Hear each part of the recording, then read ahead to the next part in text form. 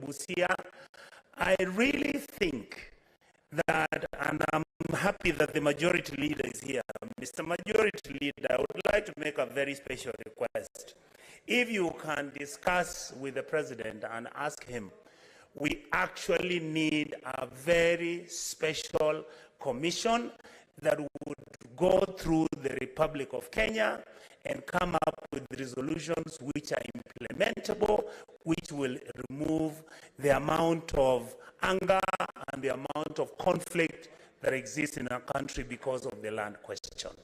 I believe that it is necessary for us to seriously look at this issue so that we can try and limit or reduce the amount of anger, desperation, and frustration that many of our voters have, and make sure that we have a reasonable land policy so that if somebody wants to come to Kenya and be a squatter, Mr. Speaker, then this person can actually buy land without having any question about it. Mr. Speaker, finally, if you go to a country like Rwanda today, if you wanted to buy a piece of land, you can actually do it from Nairobi. You do it online. You check on the piece of land, they give you the land, they have a portal, you access, the pictures come on your phone, you go to the Attorney General's office, and it tells you whether you can buy that land or you cannot. Mr. Speaker, I don't understand why in Kenya we can't do that. And you know who set up the system in Rwanda?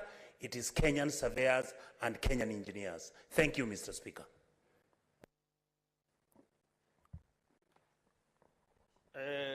Honorable Senators, I want now to recognize the school visiting this Senate. Later on, I'll give two more senators to make comment on the same statement. I can see there is a lot of interest on this statement, touching on land issues. Honorable Senators, you have visiting teachers and students from the Renana School in Nairobi County. In the public gallery, we have 86 Form 4 students accompanied by 3 teachers from the Renana School in Nairobi County who are in the Senate on an education tour. Honorable Senators, in our usual tradition of receiving and welcoming visitors to Parliament, I extend a warm welcome to them, and on behalf of the Senate and on my own behalf, wish them a fruitful visit. I thank you.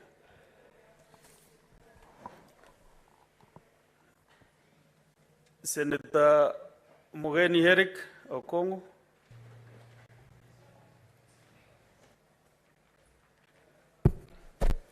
First, Mr. Speaker, allow me on behalf of the Senator for Nairobi, Senator Sifuna, to welcome students from Lenana School to the Senate. Mr. Speaker, in our days when we used to attend O levels and aspire to go to A levels, Lenana High School is one of the schools that used to attract a lot of interest from students, and only the ones who are top used to make it to Lenana. So I'm proud to today welcome students from Lenana High School, and I'm happy that they have shown keen interest to visit the Senate so that they can understand the operations of Parliament. Lenana School is a very promising school, and I have no doubt, Mr. Speaker, that perhaps in the midst of these students, in the years ahead, may arise a senator for Nairobi. So welcome to the Senate. Mr. Speaker, this issue that has been raised... Senator Okongo, maybe let me get to know whether there are maybe other senators interested to welcome the students, and then I'll give you the opportunity to make your comments on the statement. Senators, who is Senator Mwaruma? Yeah, thank you, Mr. Speaker. On behalf of the delegation of Nairobi, Senator Sifuna and Senator Tabitha Mutinda, allow me to join you in welcoming the students of Lenana School to the Senate, and Karen Nyamu too, the delegation for Nairobi, to welcome you to the Senate of Kenya. As you may be knowing, in Kenya we have a bicameral parliament where we have the Senate, where we are, and the other house is the National Assembly. And what we do basically is we protect devolution. And I would like to encourage you to work hard so that we find your way one time to the Senate of Kenya. Here we make laws, we make laws that govern our country, because for you to run a country, you require laws and policies. Feel welcomed, Lenana School. I know most people would want to come to Lenana School because it's one of the top schools. I had a standard 8 class student who wanted to really come to Lenana School, but he ended up in Maseno School this year from 1. So feel welcome and learn as much as you can. Thank you so much, Mr. Speaker. Thank you. There is also Senator Siengo Karunda Bed. The Nana School is a school that everybody would like to associate with. So I'll give us maybe 2 more senators. Thank you, Mr. Speaker, sir. Let me add my voice on welcoming Lenana School to this house. On behalf of the women, I know in the these boys have mothers at home. I extend a warm welcome to the students and encourage them to set goals that they want to achieve in life, and more so, to be very ambitious. In this house, Mr. Speaker, sir, we are people who have excelled in different fields in life, and these students can also do so. They can excel and they can do very well. And there is a saying that goes that the young people are the leaders of tomorrow. They can start now and remain leaders throughout their lives. Thank you, Mr. Speaker, sir. I welcome them to the Senate. Honorable Senators, I was to challenge you this afternoon whether Nombonde went to Renana High School, but luckily I've got one senator for Homa Bay County, old boy of Lenana High School. Mr. Speaker, sir, I join you and the House to welcome the second batch of students from Lenana School, also called Changes. These young men, once they complete school, they will be called Libons because they will have been processed through one of the finest institutions of learning in this republic. Mr. Speaker, this House has never had a shortage of Libons. As I mentioned yesterday when I welcomed the batch that was here yesterday, the former Deputy Speaker of this House and the current Cabinet Secretary for Interior, Professor Kindiki, is a Libon, is an old boy of Lenana School. The current governor of Nairobi, who has also been the senator of Nairobi in this House, is a Changerian or a Libon. Mr. Speaker, yours truly is a Libon who was in James House in Block 5. And Mr. Speaker, Block 5 used to be a bit close to Riruta. So our hobby in the evenings was to go and grab some mutura from Riruta. But I am not encouraging the boys to do so, because if they do those kind of activities, they will end up becoming politicians like me, and they will come to this House. Mr. Speaker, I want to encourage the Libons that are in the gallery through you, that I hope that amongst them, I will get my lawyer in future. I hope that amongst them, I will get my doctor in future. Because, Mr. Speaker, I don't trust the doctors in this House to treat me, particularly Dr. Senator, the whip, the senator for Kakamega. I cannot trust him with an injection. And so, Mr. Speaker. Senator Kajwang, you're out of order, total out of order. We will not discuss the conduct of the senator for Kakamega. At least if he could be here to defend himself, it wouldn't be better. But you know, you want to attack him because he's not around. So please desist from that. You would actually withdraw that statement that you can't trust him. You are on a national TV. Mr. Speaker, with a lot of respect, I withdraw. I've spent the entire morning sitting next to the bullfighter, so I think he has infected me in a way. But I hope, I hope that the batch that is here will be our doctors in future, our lawyers, our engineers, our software engineers. They'll be the ones providing solutions to the challenges that this continent and this globe faces as far as climate change is concerned. They'll be the team that will take us to the metaverse. They'll be the team that will carry Elon Musk's ambition and the ambitions of other billionaires, that there could be life outside this planet and that we can explore and humanity can master the universe. Mr. Speaker, I want to encourage the boys from Lenana. The reason why it is called Changes, it changes people. They come in as villagers, but after 4 years, they are refined gentlemen.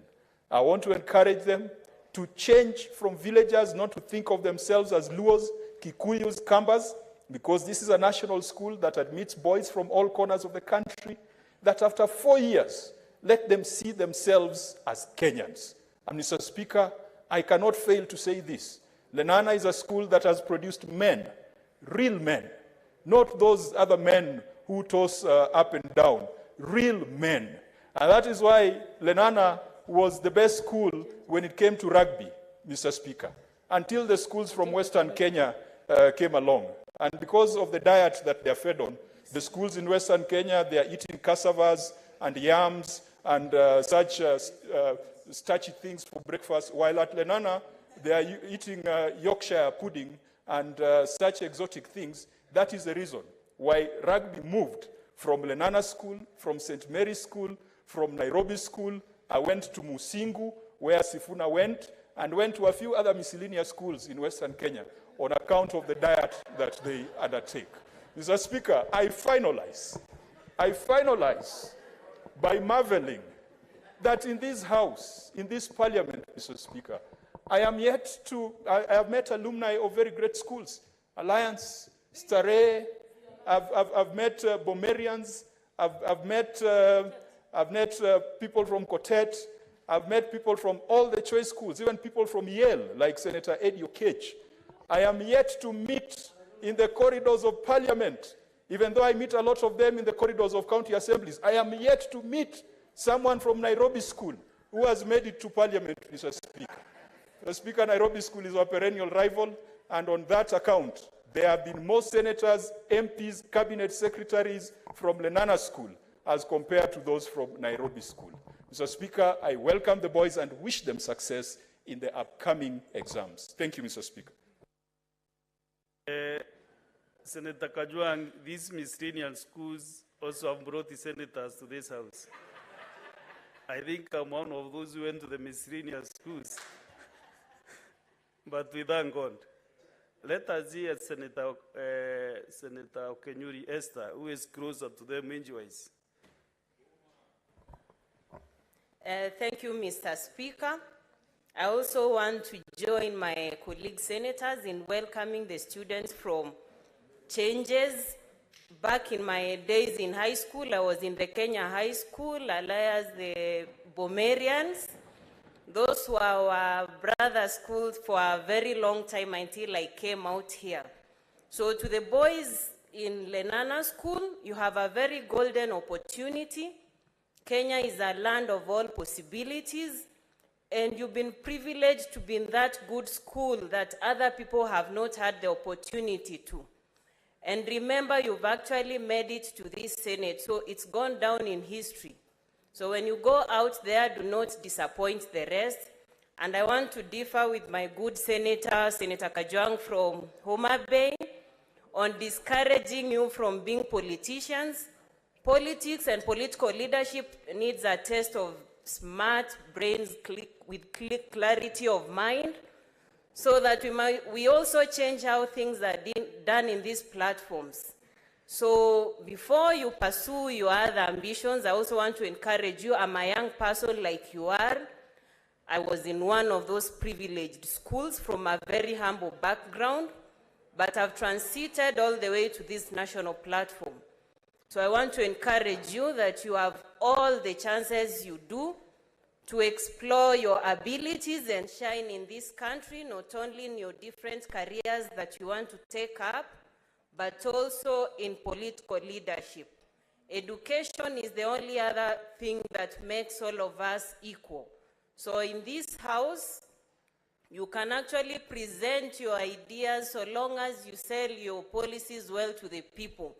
So I want to discourage you from solely listening to what the good senator from Homa Bay is saying, that Kenya does not need more politicians. We need political leadership so that we sort out most of these challenges we are facing as a country. You're welcome. Thank you. Senator Richard Onyonka.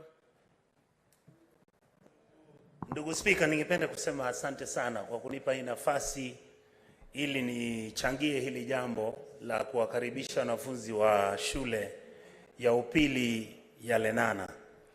Vile nimesikia ndugu yangu Mheshimiwa Kajwang amesema, mimi nilikuwa na bahati, sikuenda Lenana, lakini nilikuwa na bahati kusoma na ndugu yake ambaye anaitwa Joe Koto Kajwang, ambaye tulisoma naye katika shule ya upili ya Kisii. Baada hapo nadhani tulikuja tukakutana chuo kikuu cha Nairobi, na hapo ndio tulikutana na nduguye mkubwa Kajwang senator na yeye pia. Kwa hivyo ingawa tulienda kwa zile mashule ambako hata ukitafuta kwa runinga hazipatikani, tulijaribu sana tukakuja mpaka tumefika hapa mahali tupo. Jambo la pili ningependa kumwambia Mheshimiwa Kajwang na hawa wanafunzi wako hapa, sababu nimelazimika kuzungumza kwa lugha ya Kiswahili ni kwa sababu ningependa kuwasihi nyinyi vijana wadogo kuwa lugha ya taifa ni muhimu. Na hii lugha ya taifa kokote ambako utakuwa unatembea nchini Kenya, hata kwa ulimwengu, mtu akikuuliza wewe unatoka wapi, nasema Kenya, jambo la kwanza na kuuliza ni habari gani. Kwa hivyo ningependa kuwasihi wale wanafunzi ambao wanasoma katika shule ya upili ya Lenana, shule yenu ina jina nzuri, shule yenu ina heshima, kuna viongozi wengi sana wamesoma kwa hiyo shule yenu. Kwa hivyo ningependa kuwasihi nyinyi muwe na heshima, muhakikishe kuwa mna nidhamu, muendelee kufanya vizuri, kwa sababu sasa mababa wenu hawana utajiri mwingi. Ukisoma sasa, ile akili ambayo unatoka kwa masomo ndio inakupa nafasi ukatembea ulimwengu. Nadhani mmenielewa, na ningependa kuwaambia kuwa ikiwezekana, angalia yale mawaidha ambayo tunatumia kwa hili jumba, standing orders, angalia katiba yetu, our constitution, ili muanze kujizoesha kujua ni lipi ambalo unataka kufanya ukitaka kuwa unatafuta kazi ya, kama ni kazi ya MCA ama unataka kuwa mbunge ama ukiwa seneta. Ndio ukifika hapa utapata kuwa unajua na unaelewa ni lipi ambapo tunafanya kwa hili jumba. Ningependa kuambia kuwa asante kwa kufika, na vile nimekaa hapa. Senator Okech, are you saying you also at Lenana School? Thank you, Mr. Speaker. I did not go to Lenana School, but I went to a very pretty good school. And I went to French School Kamusinga in Bungoma, and I can see even the faces of the students there getting excited, because French School is a very good school. You know, our motto was use common sense. And, you know, Kajwang has struggled so much, Senator Kajwang has struggled so much with his own conflicted self of why should he stay in politics or should he go back and practice law. And I can assure you that that's an issue of common sense. Common sense because Kajwang has been very consistent in advising Changerians who have been able to come to this house not to go to politics. What I wanted to tell my friends, I think that I'm also very close to you age-wise, and sometimes I do have the privilege to be also close with you in terms of just experiences. You know, I can hear some whispers behind me, but that's fine. What I wanted to tell you is that you don't forget where you have come from. I think sometimes when you are balkanized into a group of students from Lenana, sometimes you can forget your backgrounds. What makes you you today is extremely the backgrounds that you come from. And if you look at your own individual backgrounds, You have got challenges and opportunities that you have faced in the past. And being in Lenana, therefore, means that your future is extremely important. And what I wanted to encourage you to do is that you don't arrive. Lenana is not the last place you want to go. The world should be your stage of play, but with regards to politics, I want to urge you to go and pursue all your dreams. Go and pursue your dreams and be whatever you want to be in this world. Be lawyers, be great doctors, be great engineers, but always remember that all those careers that we pursue them so that we can be able to contribute to the society. And the biggest contribution you can have in the society is contribution to have your seat where decisions about resources are made. And the decisions about resources are always made in politics. So politics is decisions about making resources that will affect you, your children in future, your families you have left at home, and it's the best science you can ever have. So don't be lured by Senator Kajuang to forget politics. What is affecting this country is that sometimes politicians we have had bad manners, and what I will encourage you is that you groom good values, you have clear vision about your lives, so that when you become a politician, you become a politician who cares about their people truly. And as I leave you, Jomo Kenyatta said that responsibility of nation building, which is what you're going to be participating on in the future, is going to be given to reliable custodians with good values. Be that custodian wherever you'll go, and especially when you find yourself in politics. I thank you and wish you well as you visit with us. And in case Kajuan forgot his wallet, he can consult with me as a neighbor, and I'll be able to show that you get your soda as you go home. Thank you so much.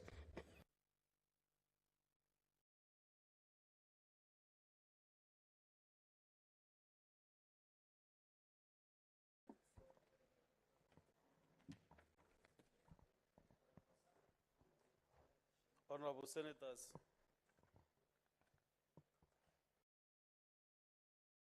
I would like to acknowledge the presence in the Speaker's Gallery this afternoon and delegation from the British Army Training Unit in Kenya, popularly known as BATUK.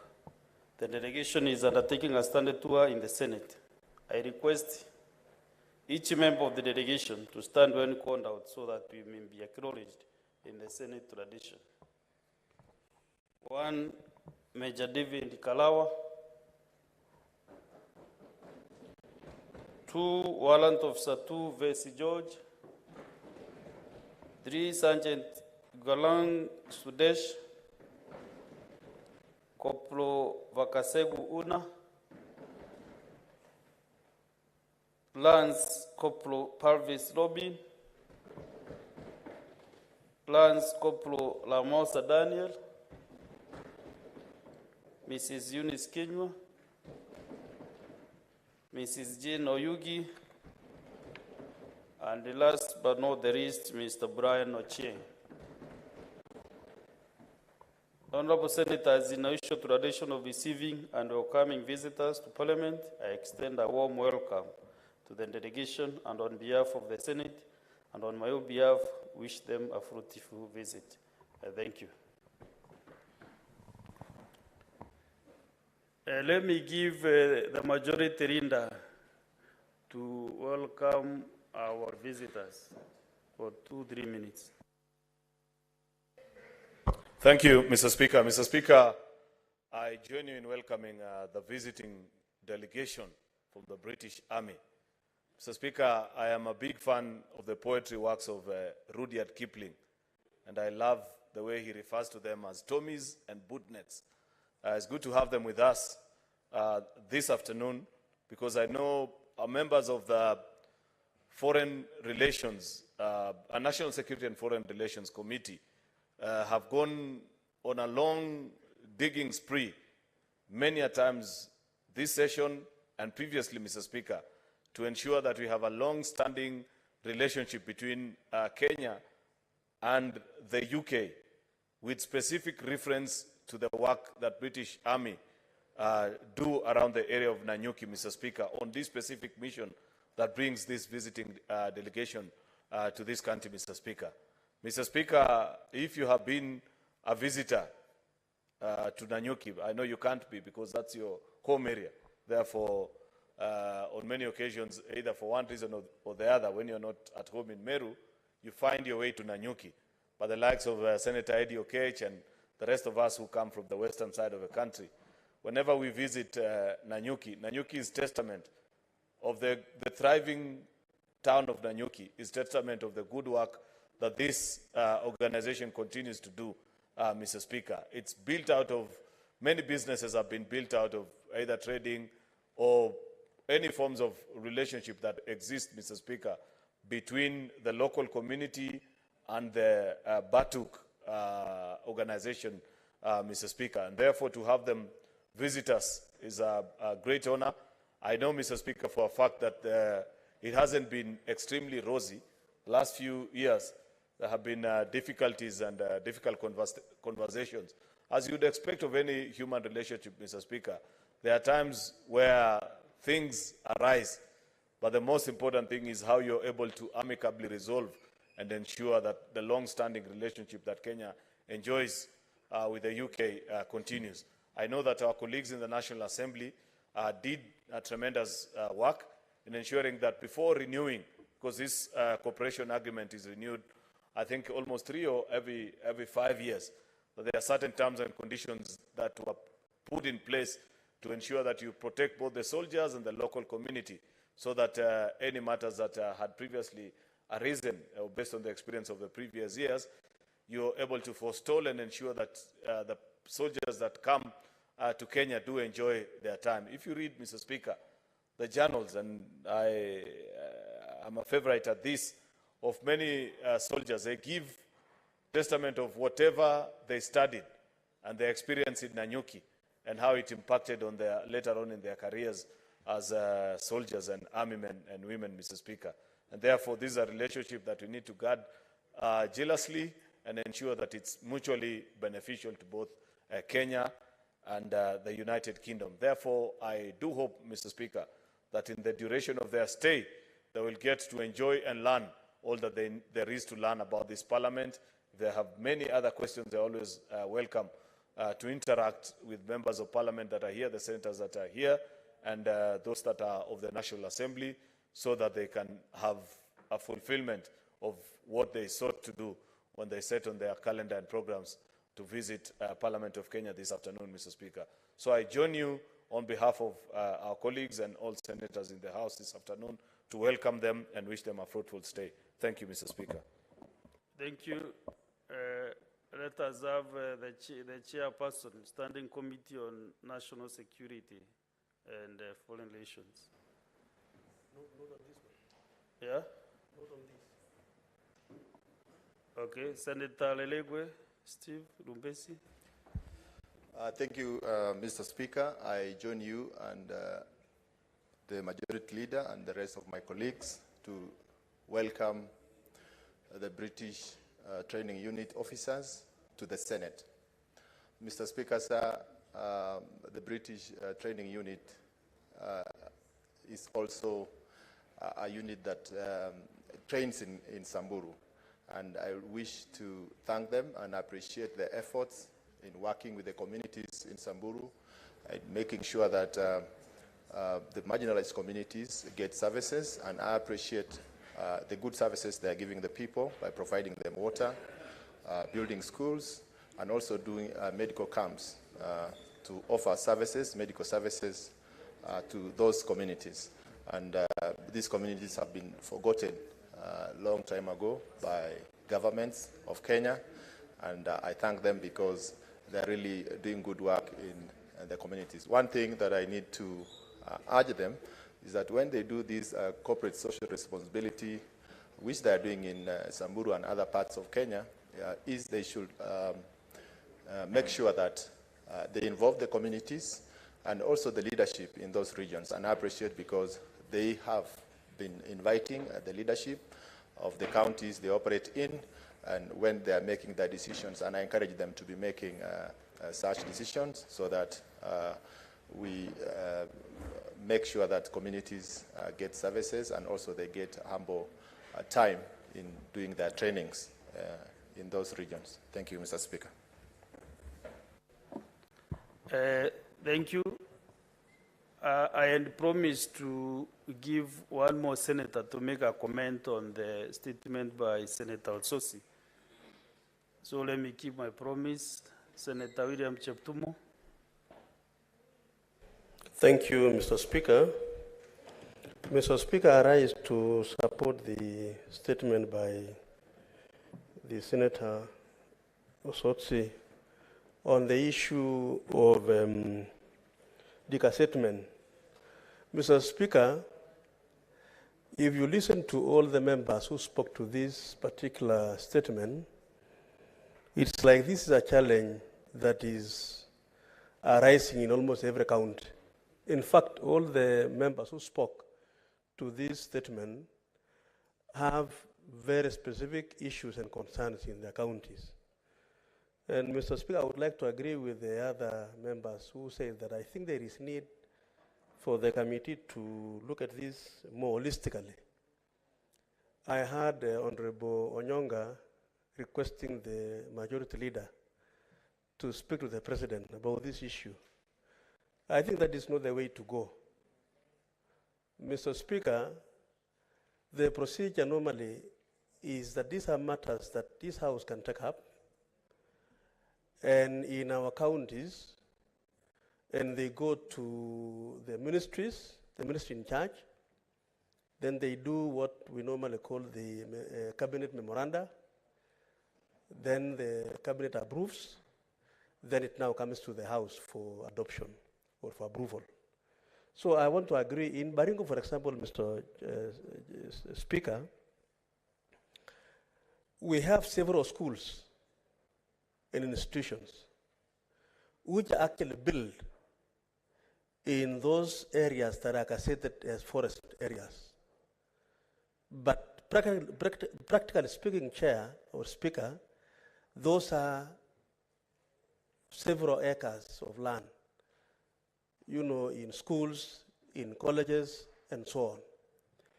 And that, yet when you go to the Ministry of Forestry, you discover they are actually gazetted forest areas. I think it is important that we really decassette these areas and be able to issue titles to these institutions. I think it is a critical issue which we need to do. So that, Mr. Speaker, some schools, for example, or colleges, occupy those areas. They have no title deeds. And all the time they receive threats from the Ministry of Forest and with the rangers and so on. It is high time, I think, we need, so that even when we talk about now building, I mean, putting up or planting 15 billion trees, we should be able to do so even in those schools, but not as gazetted areas or as gazetted forest. So, Mr. Speaker, I think it is important. Then the other aspect, Mr. Speaker, as I conclude, is there are areas which are not gazetted, which have been degazetted, given to institutions, and the original owners of those particular lands, Mr. Speaker, are not actually compensated. And the understanding between the government then and the occupants of those areas is to be given land elsewhere. And Mr. Speaker, those days it was interesting because you find a politician from a certain area given a list of people to be allocated land. And that MP or minister takes the whole portion of land given to those people. So I think, again, those people who had been promised to be given, to be compensated and given allocation of land, they are now all over the place, suffering in their homes and so on. The so-called right holders, Mr. Speaker. In a place like Baringo North, in Baringo County, Simo location, a lot of fellows were displaced. So I think I want to agree that there is need for the committee to, and I think I'm a member of this committee, Mr. Speaker, and we are going to really do a lot in terms of ensuring that we don't only look at Otsosi's situation, but also what's happening in the country, so that we bring an end to the suffering of people and institutions without title deeds for their institutions. So I support, Mr. Speaker.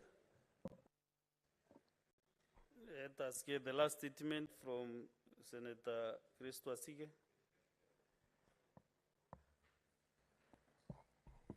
Thank you, Mr. Speaker. I am also joining the rest of the House in welcoming the delegations upstairs in the gallery. Though I wasn't a student, of course, at Lenana School, I did spend a lot of time studying in the UK, Bristol specifically, which is famous for its harbourside, the St. Paul's Carnival, and, Mr. Speaker, it has very, very good beer. So I hope that the delegation who are here, as I did, find a home away from home in Kenya. Mr. Speaker, I rise pursuant to Standing Order 53.1 to seek a statement from the Standing Committee on Labour and Social Welfare on claims of inaccurate data of persons with disabilities, PWDs, in official data collections efforts reflected in the National Census of 2019. In this statement, the committee should state the disability prevalence rate in Kenya, recorded in the last 4 years, disaggregating these figures into gender, age, type of disability, and county. State steps in place to ensure that all PWDs, including children under the age of 5, are properly accounted for in disability statistics and data collection efforts, tabling evidence of capitation released to the NCPWD to cater for this special interest group in the last 4 years. Shed light on allegations that 413,620 PWDs who are counted in the National Census of 2009 were not accounted for in the census of 2019, stating measures in place to improve the accuracy and comprehensiveness to improve disability statistics. State targeted interventions to improve the current tools in use and training accorded to all enumerators to ensure full inclusivity and accounting of physical, sensory, and neurodiverse disabilities, both visible and invisible. And lastly, state plans to engage public and key stakeholders towards State plans to engage the public and key stakeholders toward audit census tools for the comprehensiveness of questions, designs, and categorization of disability status. I thank you. Thank you. I can see some requests here, but I don't know whether they are in support of this statement by Senator Asige. Those who are not interested on this particular one, maybe you can withdraw the cards. Senator Manzo Daniel, very brief comments, just 2 minutes. Yeah, brief, yes. I arise to support that statement by a wonderful senator.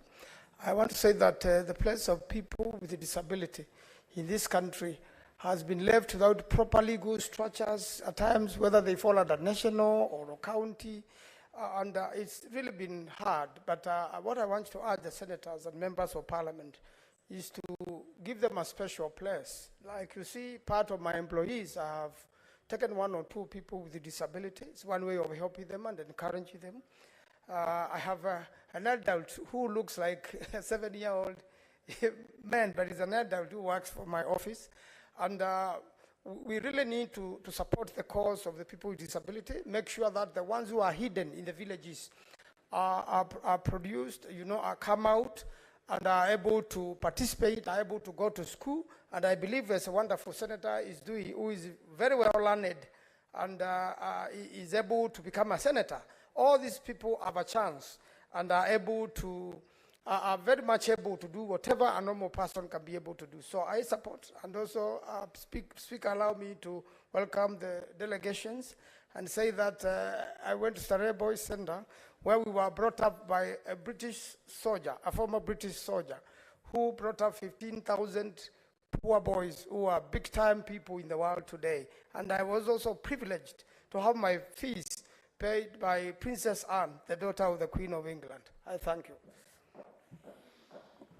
Thank you, Senator Manzo. Senator Bugwa Mungai George.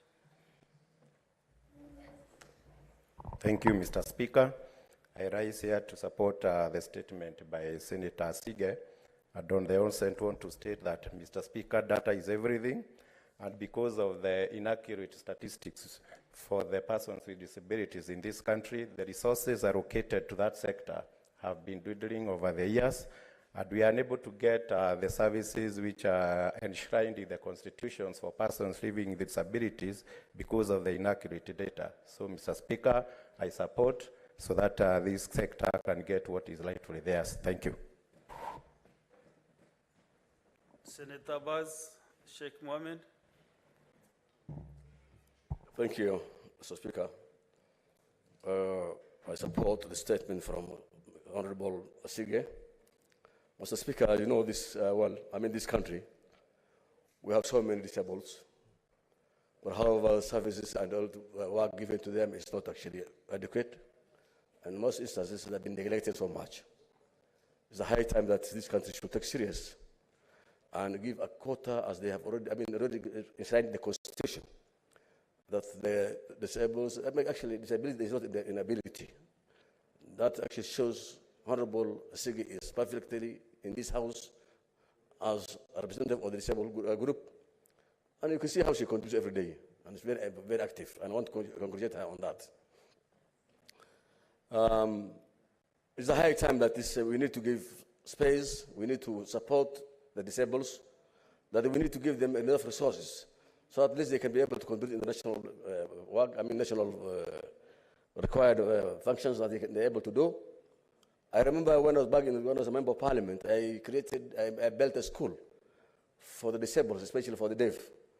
And I'm really impressed today. Those students are actually doing a wonderful job. I was really impressed that they did very well. For the last 3 years, they did the KCC, and they're performing very well. I think only the thing is that we're not giving enough opportunity and resources to the disabled persons. I therefore support the statement, and I need to be serious on these things, and this country needs to be serious on the issues of disability. Thank you, Mr. Speaker.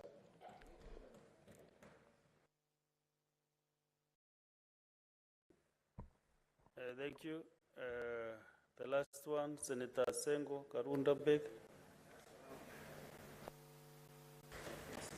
Thank you, Mr. Speaker, sir. I rise also to support this statement by Senator Christo Asike, aka VIP. Actually, in this country, we really need to support people who are differently abled. And they also contributing to the building of the nation. We know they are differently abled. They are talented differently. They can serve the nation also in a unique way.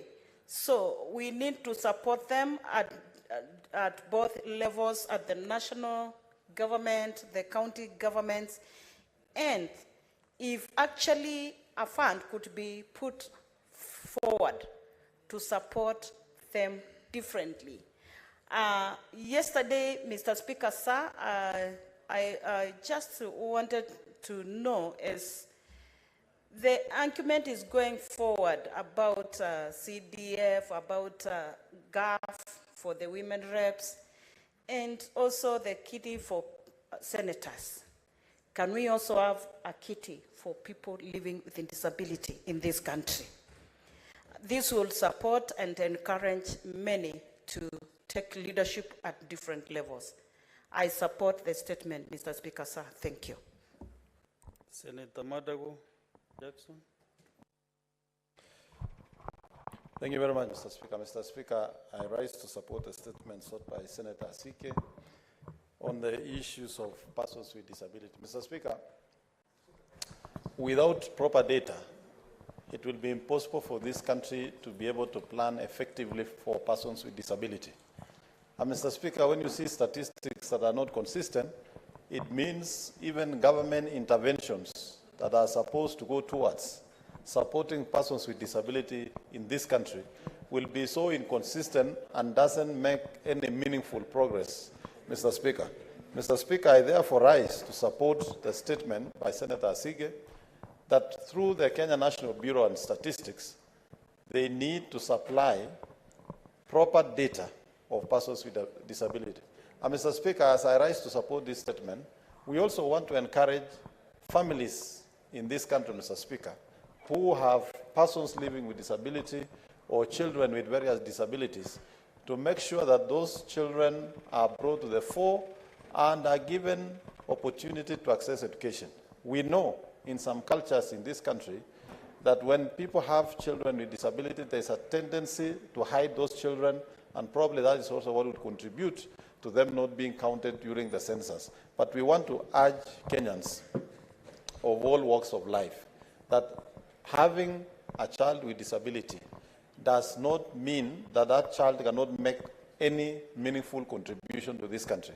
I can tell you, Mr. Speaker, having been a governor in Uasin Gishu County, we were able to recruit over 100 persons with disability. And I can tell you, amongst the best public servants we had are persons with disability. Mr. Speaker, if you visited the county government of Uasin Gishu in the executive, all our executive officers were being cleaned by deaf people. And I can tell you they were very effective and very efficient. As a nation, we need to properly plan for people with disability. And I want to reiterate here, Mr. Speaker, that there is need for compliance to the laws that have already been provided for. For example, Mr. Speaker, if you go to all government offices, accessibility to those offices are still a challenge. You therefore don't expect them to be able to seek services like other citizens with ease, Mr. Speaker. Mr. Speaker, I rise to support this statement, and the committee should further probe on other funds that has been set aside for persons with disability, particularly funds that go through the offices program, Mr. Speaker, because sometimes they don't end up in the intended recipients. Mr. Speaker, I rise to support this statement. Thank you. The last one from Senator Mwalumba Jones Mwashushe.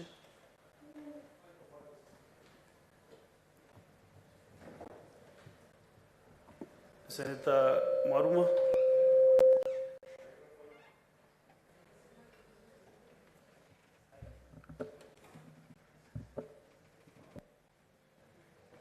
There's a problem. Okay. Yeah. Nashukuru Mheshimiwa Spika kwa kunipa hii fursa ili kuchangia taarifa ambayo imeletwa na seneta mteule, Seneta Asige, kuhusu mambo ya watu wanaoishi na ulemavu. Katika taarifa yake amesema ya kwamba hakuna takwimu za kutosha za watu wanaoishi na ulemavu. Na vile wasemaji wamesema, waliotangulia kusema, wamesema ya kwamba bila takwimu ama data hatuwezi panga mambo ya walemavu. Na kusema ule kweli, Mheshimiwa Spika, Kenya tuko na shida ya kuangazia mambo ya watu wanaoishi na ulemavu. Leo tulikuwa katika kamati ya elimu tukitunga sheria ya disability bill, na tulikuwa tunahusisha wadau katika ile sheria, na tulipata mambo ya kushangaza sana ya kwamba kuna wanafunzi wengi ama wafanyikazi wengi katika mashule ambao hawajalipwa mishahara kwa miezi 9, 10 na zaidi. Mheshimiwa Spika, katika shule za wanaoishi na ulemavu zinahitaji walimu, lakini kando na walimu, Mheshimiwa Spika, wale wanahitajika ni wale caregivers ama watu ambao wataangalia wale watoto. Wengine wanahitaji kuoshwa, wengine wanahitaji kusukumwa sehemu moja hadi nyingine.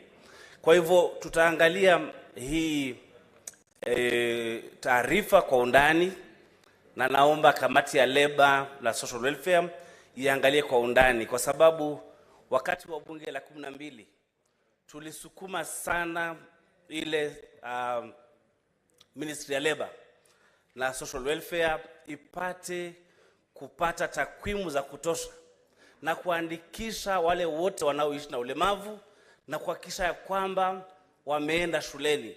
Kwa hivyo Mheshimiwa Spika, nashukuru sana Senator Asige, na anafanya kazi nzuri ya kupigania wale wanaoishi na ulemavu Kenya.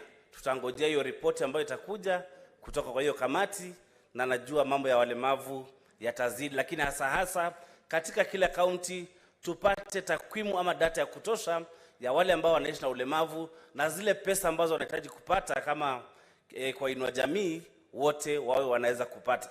Kwa hivyo nashukuru Mheshimiwa Asige na asante Mheshimiwa Speaker kwa hiyo nafasi. Senator Sigei, 2 minutes, kindly.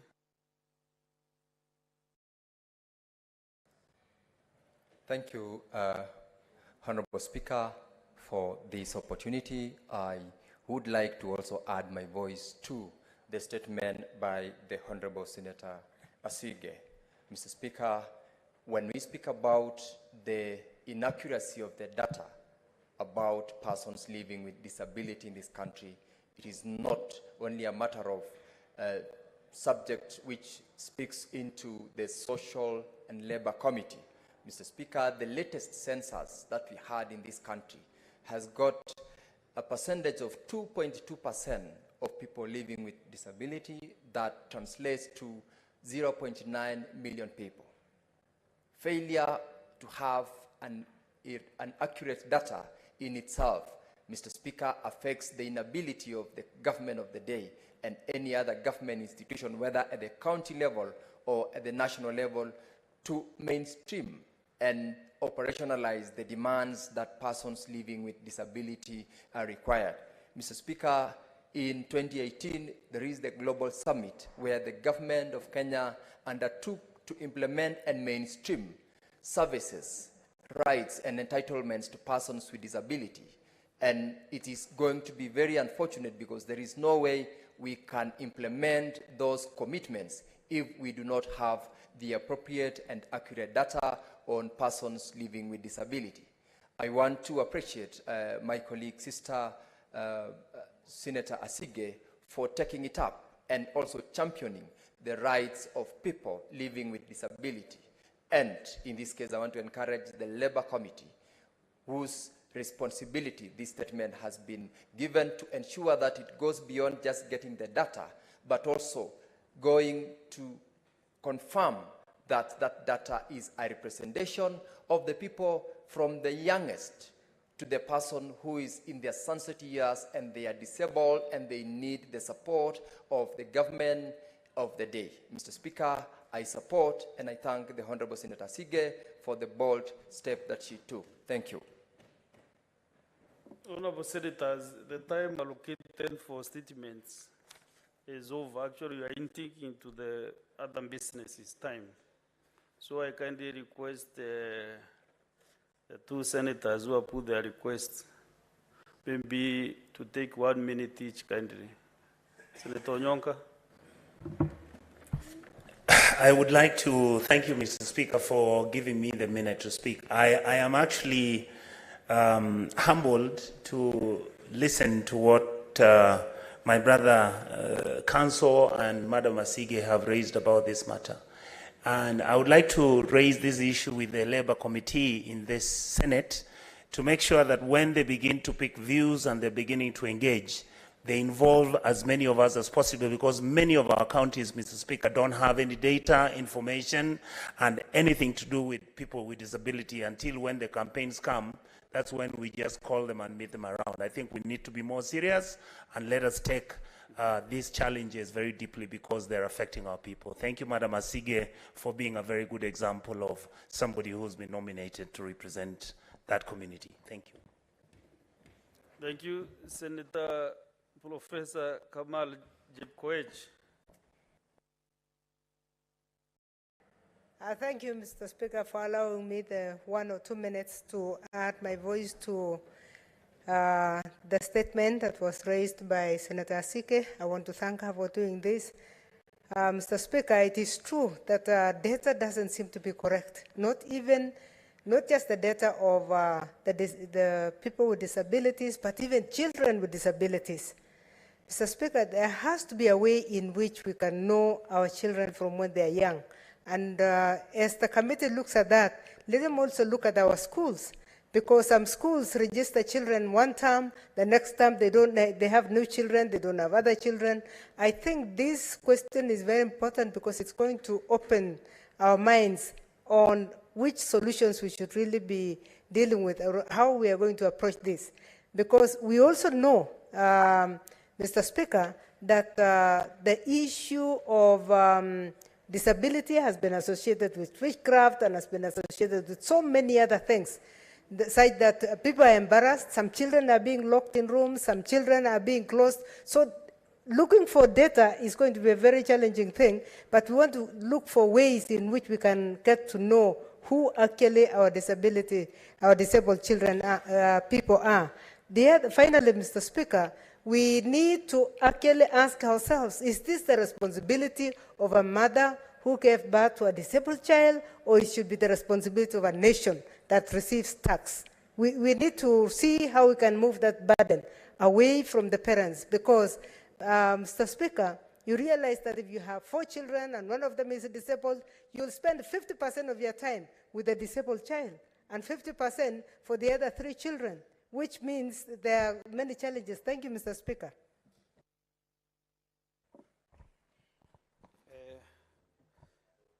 All the statements start committed to the relevant committees, standing committees of this House. Honorable Senators, in the public gallery, we have 97 students accompanied by 6 teachers from Mununga High School in Nakuru County who are in the Senate on an education tour.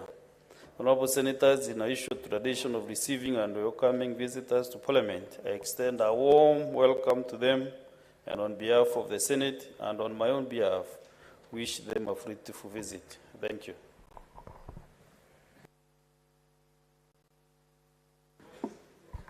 Next order.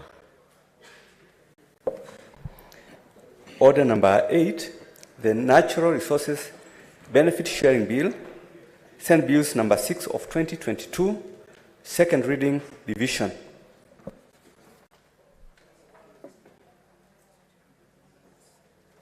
Yeah, the delegations are not enough. We don't have enough numbers to get this vote. So we defer that business. Then we go to the next order. Order number 9, the County Vocational Education and Training Bill, Senate Bills number 3 of 2022, second reading. Honorable Senators, we concluded debate on this motion, and now I call upon the mover to reply. Senator Kajwang, Moses.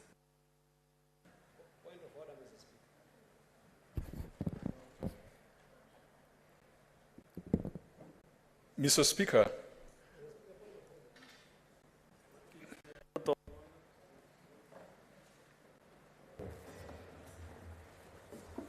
and Senator, okay, you should know when to raise point of order.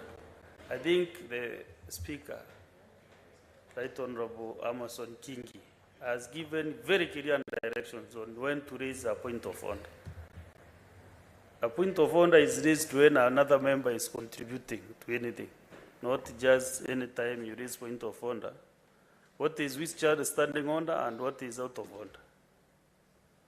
Speaker, I respect your guidance, but a point of order can be raised any time. Sometimes, even on the matter that I want to raise point of order on, Mr. Speaker, under which standing order? Mr. Speaker, yesterday I was instructed by your chair. By my chair?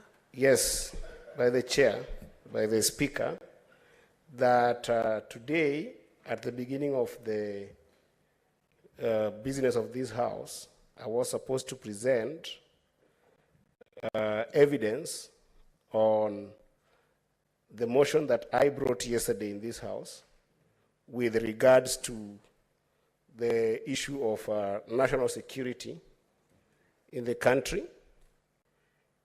And it is in our standing orders that for whichever names that a member of this House brings in any motion, there ought to be substantiated. And Mr. Speaker, that I thought would have been, when I didn't get any direction from your chair, I thought for the purposes of this house as a house of record, it will be important for Yeah, me. let us give Senator Kajwang time to reply. Then I'll give you some time to substantiate the issues that I'm directing.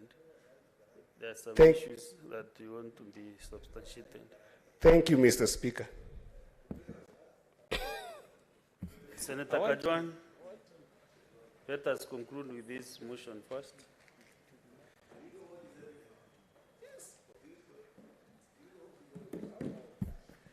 Mr. Speaker, I beg to reply, having moved the motion on the bill for the county vocational education and training, Mr. Speaker, I want to thank all my colleagues who have contributed to debate on this bill, from the Leader of Majority, who employed his institutional memory as a ranking member of the Finance Committee to tell the House the origins of this bill that we started processing in the last Parliament but was not successful, and so we decided to revive it in this House. Mr. Speaker, the Leader of Majority cited the conditional allocation of 40 million per county that this House has appropriated for a period of 3 years.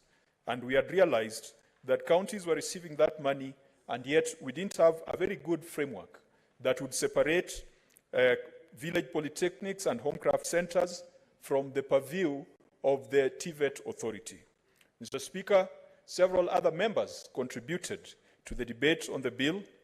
Senator Mungatana brought the attention of the mover to certain litigation that has been ongoing with regards to employees of these village polytechnics and vocational centers, some of whom are still in the payroll of the national government. And Mr. Speaker, that was a very good observation, because we must ensure that as we devolve this function fully, we must also look at the human resource, and we must also look at the financial resources. Mr. Speaker, Senator Ledamo Lekina talked about the recognition of prior learning, and that this bill must attempt to entrench that in law. Mr. Speaker, I'm happy that the National Qualifications Authority, together with the TVET Authority, already are in conversation to ensure that prior learning can be recognized, so that that Otieno, who is a very talented panel beater somewhere in California, in Nairobi, can be formalized. Mr. Speaker, I believe those who are talking about hustlers and those who really believed in the agenda of hustlers would be happy if we can bring these people into the formal economy.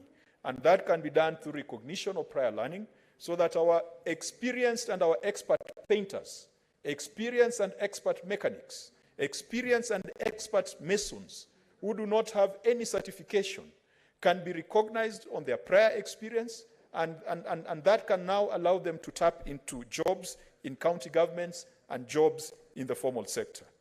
Mr. Speaker, there were a lot of observations. The Senator for Kiambu advised that we should not over-legislate for small businesses. Mr. Speaker, this legislation is to guide the establishment of vocational centers by county governments. There is still going to be space for private sector players.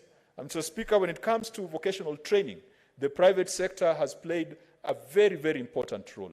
It is not the intention of this bill to regulate every college or every apprentice operation or every training operation around the corner or every driving school. But, Mr. Speaker, in as much as we want a thriving private sector within the vocational training space, there has to be quality, there has to be standards, there has to be regulation, and we must ensure that there is consumer protection. And that consumer protection is protection of the students and pupils from exploitation by the owners of those institutions, especially those that are private. Mr. Speaker, more than 10 senators spoke to this bill. And I want to commit to the House that I will look at the Hansard very, very carefully. I will also look at the report of the Education Committee very carefully. And once again, I want to thank members of the Education Committee. They've done an excellent job. They have already drafted proposed amendments. And, Mr. Speaker, I agree largely with most of those amendments. I also agree with many of the submissions that were made by members on the floor of this House. We will very, very quickly ensure that the necessary amendments are processed and that this bill can leave this House And Mr. Speaker, I know Senator Mungatana has beaten me to the position of having his bill being the first being processed by the Senate.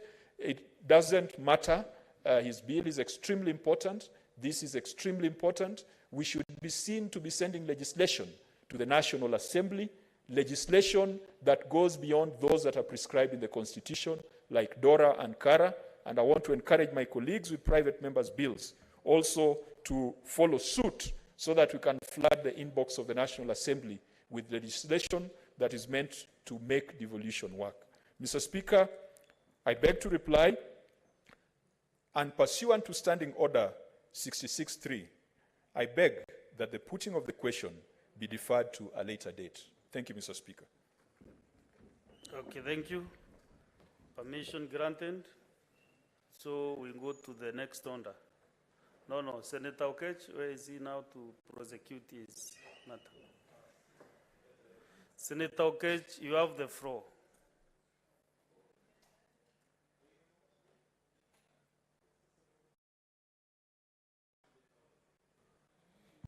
Thank you once again, Mr. Speaker.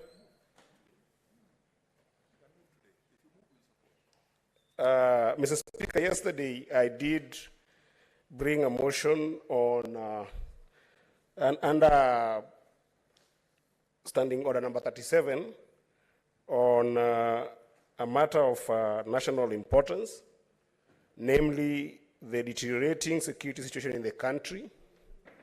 And as I was moving my motion, Mr. Speaker, the Senator for Kakamega, Senator Boni Alwale, did question my evidence on a statement that I made in this House that some pronounced leaders of this country did make statements or pronouncements that was tantamount to inciting the public to the attacks that we saw in private property of President Uhuru Muigai Kenyatta and to the Prime Minister Raila Amolo Odinga's property called Spectre. And Mr. Speaker, the chair did direct that I substitute that statement, for which the chair did ask that today I bring evidence to the same effect. Mr. Speaker, I'm on a point of order. Mr. Speaker, the Evidence Act does require under Section 8 that if I'm in a court of law, then I provide an affidavit to the same. But in the spirit also of this House, I want to recognize that social media statements, videos that are journalistic, as well as any publication that is journalistic, amounts to evidence. And Mr. Speaker, I'm going to table here an order from Office of the Director. Allow him to table so that also you respond what I've tabled. You don't just make noise. If there are substance from the... I am telling you what I'm tabling, my friend. What is Mr. Speaker, I'm on a point of order, Mr. Speaker. I haven't tabled anything. What is responding Just resume your seat, Senator It's Okech. becoming cantankerous. Senator Okech, resume your seat. I'm to lecturing get you because you are ignorant. The point of order. Senator Okech, Senator Boni Karware, Senator Okech, both of you should be honoring in this House. Please, Senator Okech.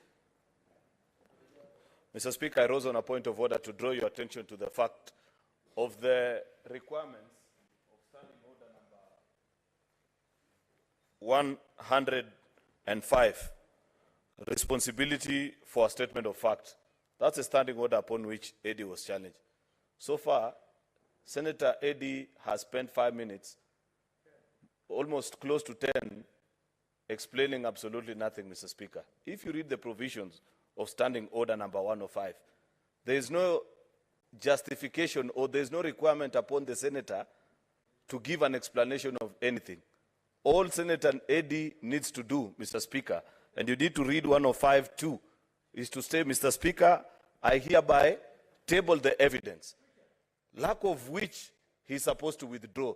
Therefore, Mr. Speaker, I want you to guide this House properly, and it is important for the House to remember, because, Mr. Speaker, you didn't guide that yesterday, the words of Senator Eddy Okech, Mr. Speaker, were that Mr. Rigathi Gachagua, together with Kimani Ichung'wah, who is a majority leader in the National Assembly, as well as Moses Kuria, who is a cabinet secretary, convened and made public pronouncements leading to these problems.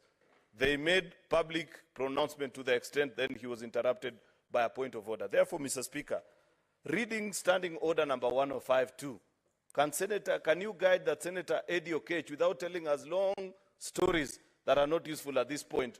Can he table the evidence before us, Mr. Speaker? Majority leader, actually, that is what I was requesting him to do, to table the evidence. Then we assess whether your evidence is admissible. So that if it is not, you go ahead to withdraw. Or you go to look for evidence and give you more time. Mr. Speaker, I have watched my friend Senator Arun Cheriot here tabling things, and he explains what the things is tabling, Mr. Speaker. I am tabling, and I'm explaining what I'm tabling. Can you table your evidence? I talked about 3 issues that you cannot gag me just to table them without telling you what I'm tabling, Mr. Speaker. Now, okay? Proceed and table the evidence. Yeah, so I have to tell you what I'm tabling, my friend. Yeah, so, Mr. Speaker, the first evidence that I'm tabling, both in hard copy here, as well as in a flash disk of videos, Mr. Speaker, are pronouncements by Honorable Kimani Ichung'wah on 18th March 2023 at Kianyanga in Kirinyaga County. And I am also tabling here the pronouncement by Deputy President Rigathi Gachagua, stated that the government is a private company where, a number of them here on the 18th of February 2023 in Kericho County. And Mr. Speaker, I'm also tabling here statements by Honorable C.S. Moses Kuria on his Twitter handles, and there are a number of them, because I don't want to get majority whip worked up, because I think this evidence are actually bothering him. And because I said a number of leaders, Mr. Speaker, I'm also tabling here Honorable Dismas Baraza's statement on the same that led to this kind of attacks. And in all these statements, Mr. Speaker, I've also come there with the videos here that are also put on this statement. So if it pleases you, I'll table it, Mr. Speaker. Table the evidence. And the Bonnie, don't be worked up.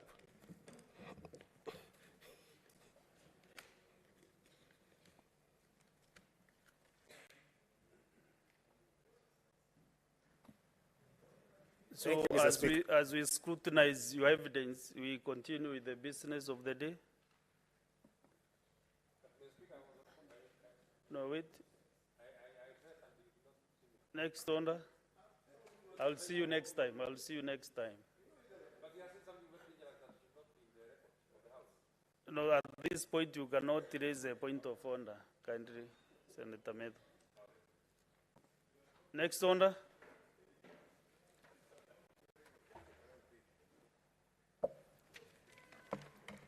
Order number 10, motion, amendment of the Senate calendar for the second session. Majority Leader, this is your motion. Amendment of the Senate calendar. It's like your mind was moved by the previous contributor was on the floor.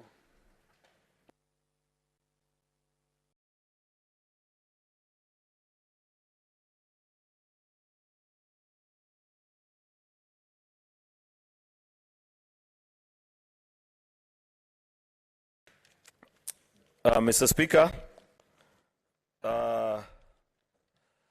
this is a motion that, notwithstanding the resolution of the Senate on the approval of the Senate calendar made on 16 February 2023, and noting the resolutions of the Senate made on Thursday, 23rd of March 2023, on the fifth report of the Procedure and Rules Committee on the amendments to the standing orders of the Senate, and pursuant to Standing Order number 32-4, the Senate resolves to amend its calendar, regular sessions of the Senate of the second session 2023 to provide for morning sittings on Wednesday, pursuant to Standing Order number 34.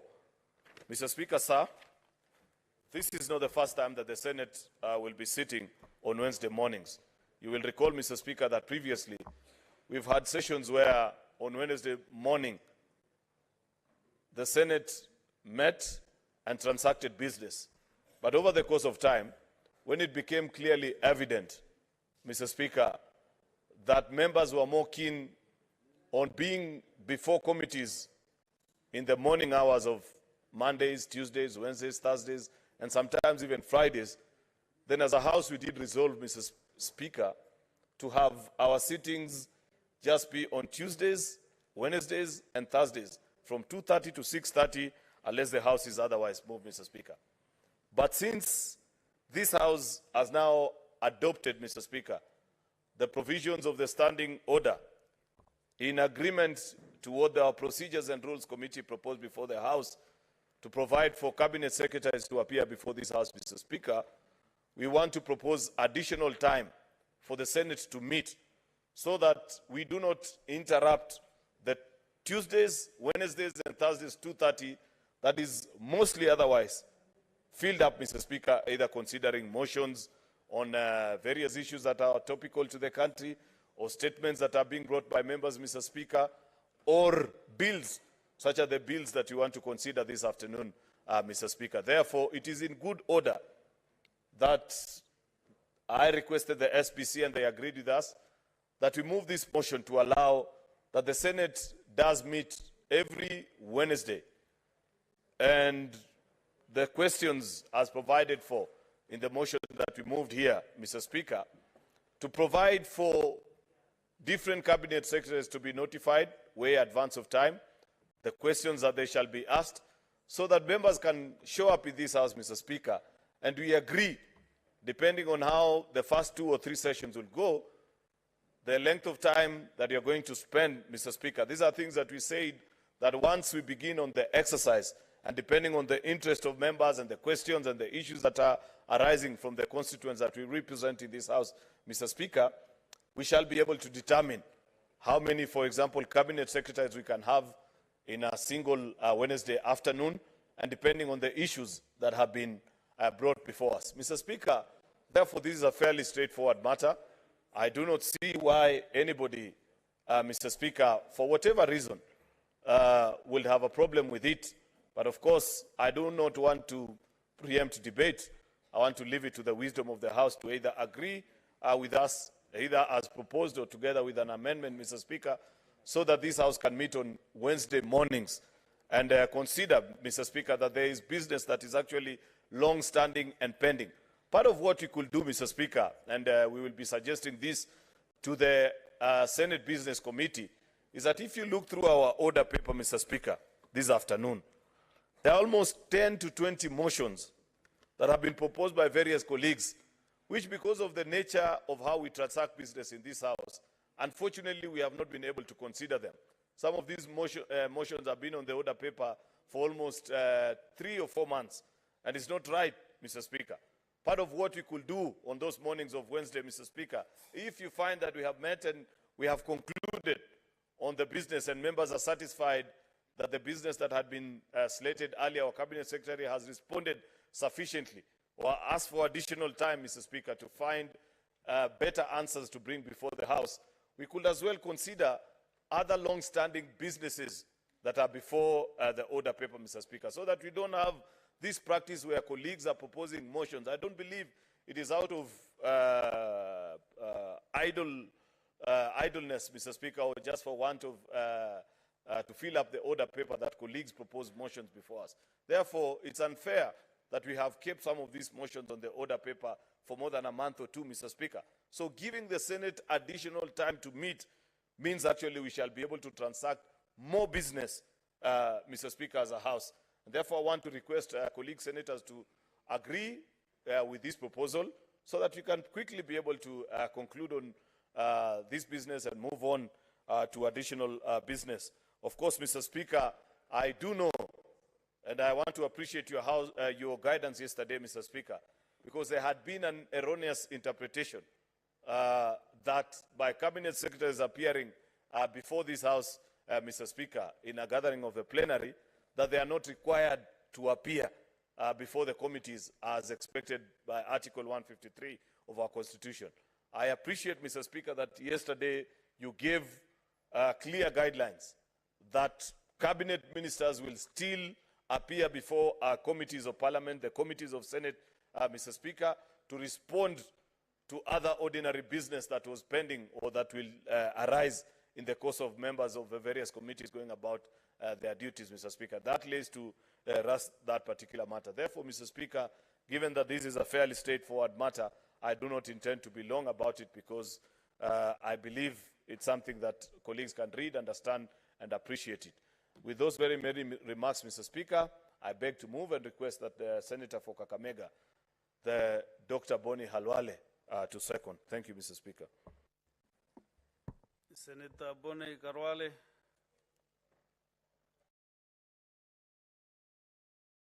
Thank you, Mr. Speaker. Mr. Speaker, sir, I rise to second this motion as moved. Mr. Speaker, it was Michael Kijana Wamalwa, the late Vice President of the Republic of Kenya, who, while speaking from this dispatch box, said, in politics, if it is possible, it's always good to let a good idea yield to a better idea. It is true, our old calendar has served us very well. It's been a good idea. But if we can allow it to yield to the new calendar as proposed by the leader of the majority, Mr. Speaker, it will be a better idea. Why? Only time is going to prove us right. Honorable members, in the good old days, when we were in the National Assembly, we had a session reserved for questions. And when we opened up Parliament to public transmission of proceedings, that became the most watched part of the proceedings of this House. I therefore want to confirm that Wednesday mornings will be the most popular day in the calendar of this House every week. And Senator Onyonga was there. He remembers when he was Assistant Minister for Foreign Affairs, and I was Assistant Minister in charge of the East African community. And by the way, Assistant Ministers of Mwai Kibaki were actually deputy ministers. I support this motion. I second this motion. And I want to appeal to members that there is so much value in one raising a question on gold mining in Kakamega directly to the minister in charge, and him not only responding, but opening an avenue for the senator of Migori, for example, to then ask a supplementary question about mining in Migori. This is the point. This is the point. And Mr. Speaker, because we want to ask for more and get more, the saying goes, to those who more is given, more is expected of them. And therefore, members, I want to appeal that again, the usual headache of quorum when we open session, let it not remove the wind from our sails. We should try and be here. And when I look, most of the members in this House, what is the median age here? The median age here could be around 41, 40, 41? Yeah, Very young people. Why would you still be in bed at that time? I remember in the other parliament, when the senator of Meru was arguing his case, he used to say he starts functioning best at around 1 o'clock. The former senator of Meru. Senator Mudhamia, who was in 1963. No, I mean the second senator. And Senator Midhenga Great. Linturi. Yes, great. Which He one? used- Which he used senator? to- Krayutu. For the purpose of record, because I did Yeah, not yeah, hear this. I'm very specific and factual. Kiraitu Murungi. It was Senator Kraitu Murungi who used to amuse us from this house that he starts functioning best at around 1 o'clock. So we don't have that problem anymore. Even me, who has more years than most of you, I am in the element of a bullfighter. Bullfighters, we start feeding our bulls at 4 a.m. in the morning. And after I finish feeding the bulls, I normally support my workers in milking my cows. I have got my favorite cow. It is called a tambo. A tambo likes it when I'm milking myself. So we are people who wake up early. Amida, you are killing me with your laughter. So, Mr. Speaker, sir. So, Mr. Speaker, sir, with those many words, I want to second that this motion becomes sees the day of the light. Thank you, Mr. Speaker. Thank you. Honorable Senators, I propose a question that notwithstanding the resolution of the Senate on the approved the Senate calendar meant on 16th February 2023, and noting the resolution of the Senate meant on Thursday 23rd March 2023 on the 5th report of the Procedure and Rules Committee on the amendments of the standing orders of the Senate.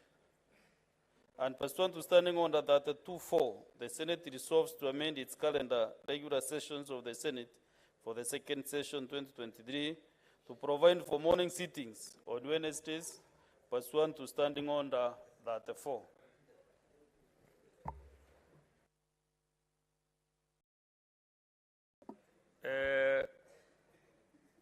Senator Kibwana Ali Aminda, continue amusing the majority whip.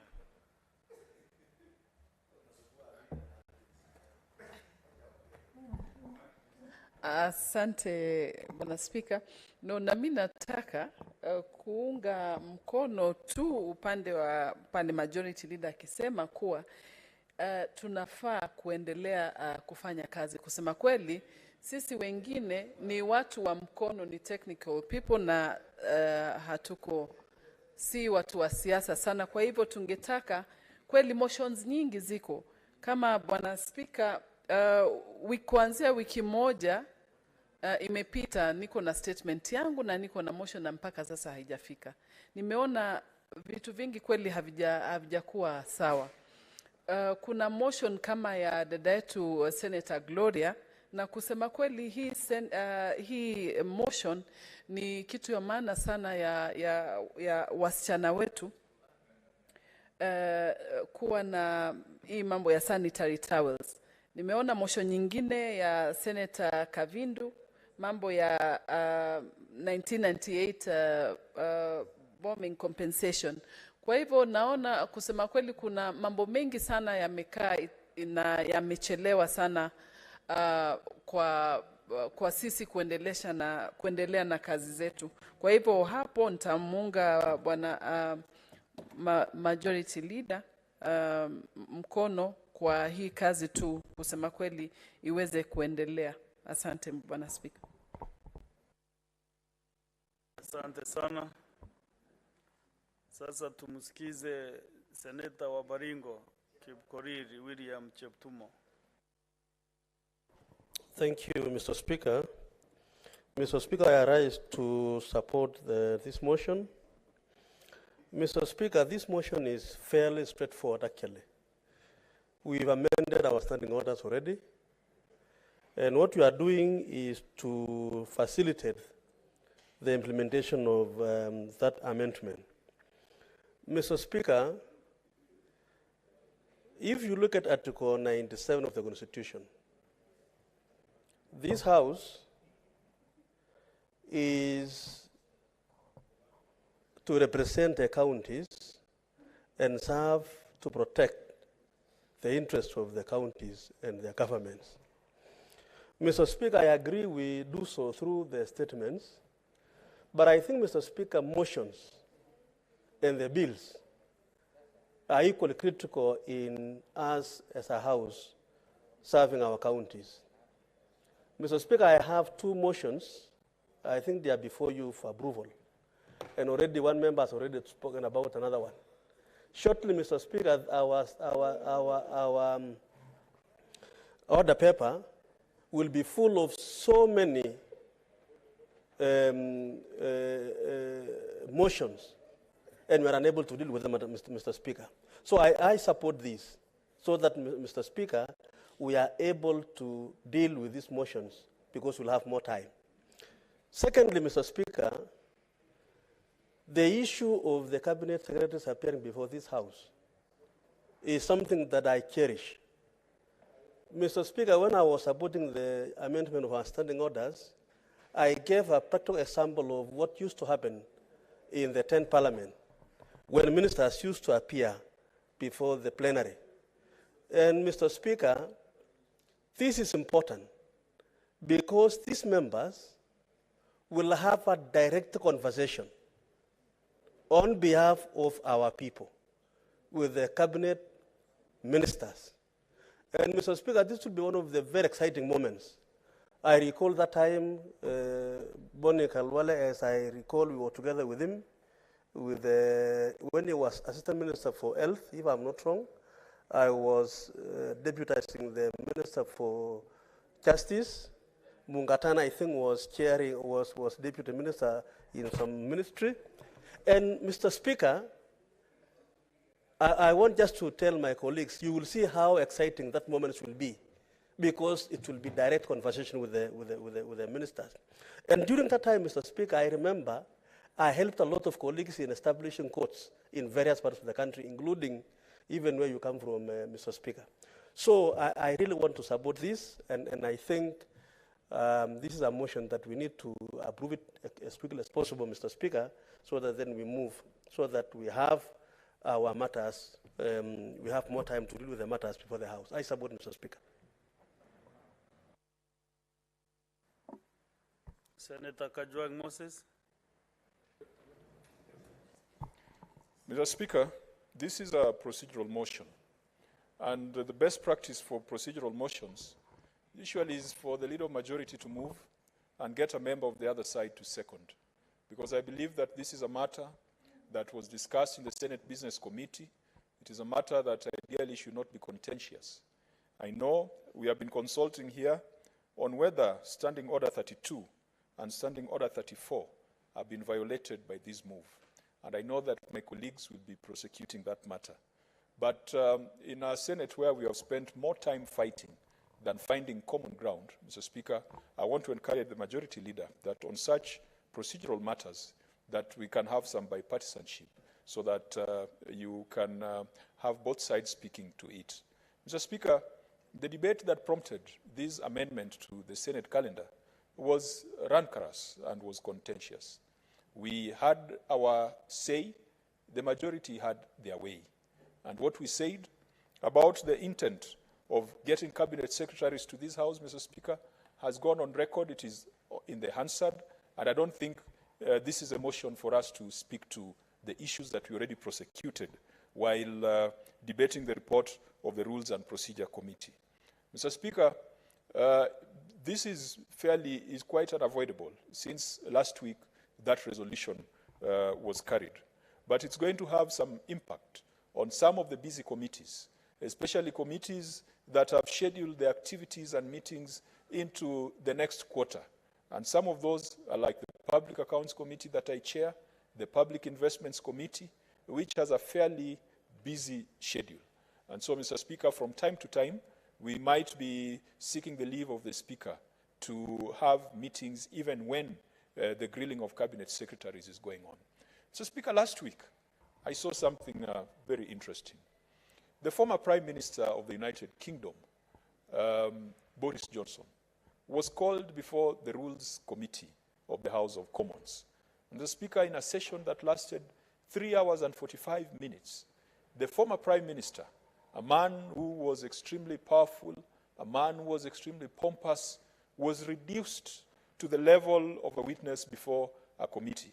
And the interesting thing is that being a parliamentary system, the former Prime Minister was appearing before a committee of his peers in the Conservative Party and his other peers from Labour Party. We should know and we should institutionalize that being in the executive does not make you a special animal in this country. Mr. Speaker, we should encourage those people who have had the good favor and the privilege of serving this country in the executive. Yes, they've got access to resources, they've got access to decisions that can enrich, decisions that can impoverish, decisions that can change people's lives. They must remember that those functions that they exercise on behalf of the people of Kenya. And Mr. Speaker, every time we talk about the people of Kenya, we refer to Article 1 of the Constitution. And many a times I've heard people say that that right has been given to me by the Constitution. Mr. Speaker, there are countries without constitutions. The right is not given by the Constitution, the right is given by God. The Constitution is a mere record of that right and the social contract between the led and the leaders. Mr. Speaker, when the Cabinet Secretaries come to this House, I said it last week, that perhaps they will regret why they came here. Mr. Speaker, I've sat with many members across the divide when interrogating financial accounts from governors. And Mr. Speaker, when the Senate is on one side and the executive is on the other side, what I've seen is excellent bipartisanship. I want to encourage everyone in this House, when a Cabinet Secretary comes here, do not look at him as Kenya Kwanza, do not look at him as a man from your tribe, do not look at him as a friend of yours. Let the Senate be the Senate. And that is why in the editorial of yesterday's newspapers, Mr. Speaker, if you saw the editorial cartoon, parliamentary oversight was depicted as a corpse lying on a slab with many daggers on its back. Mr. Speaker, that tells you the mood of the public as far as the role of this parliament is concerned. Let us use this opportunity for us to rise above parochial and partisan interests.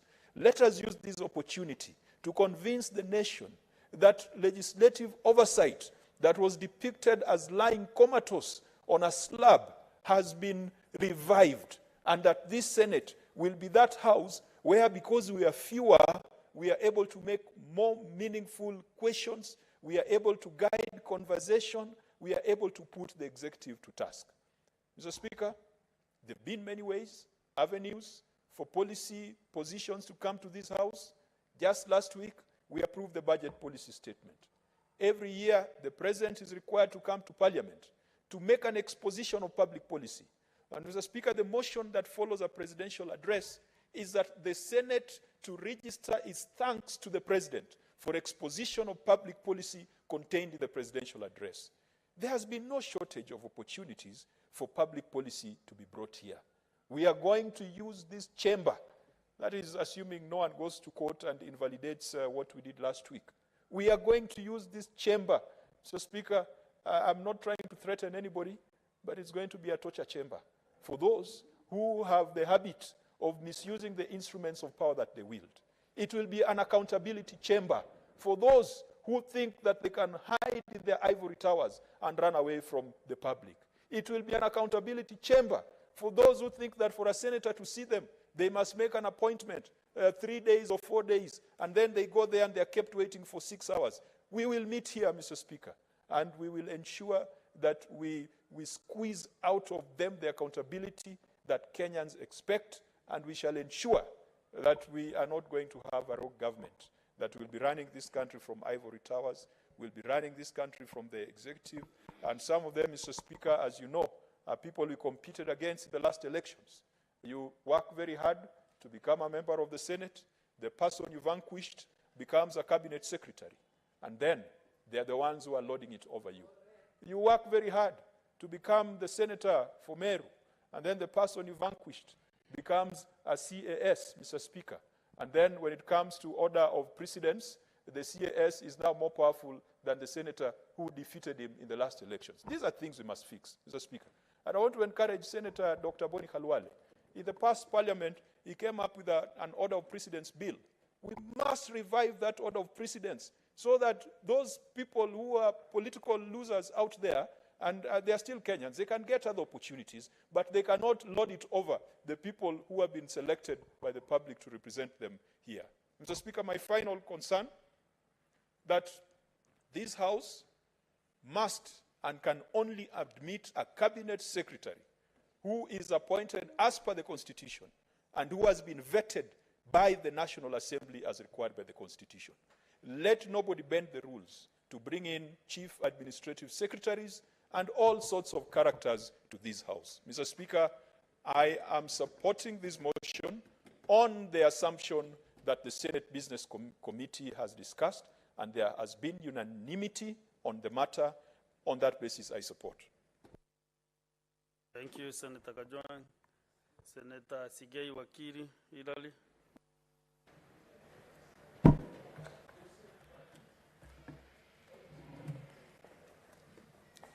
Thank you once again, Honorable Speaker.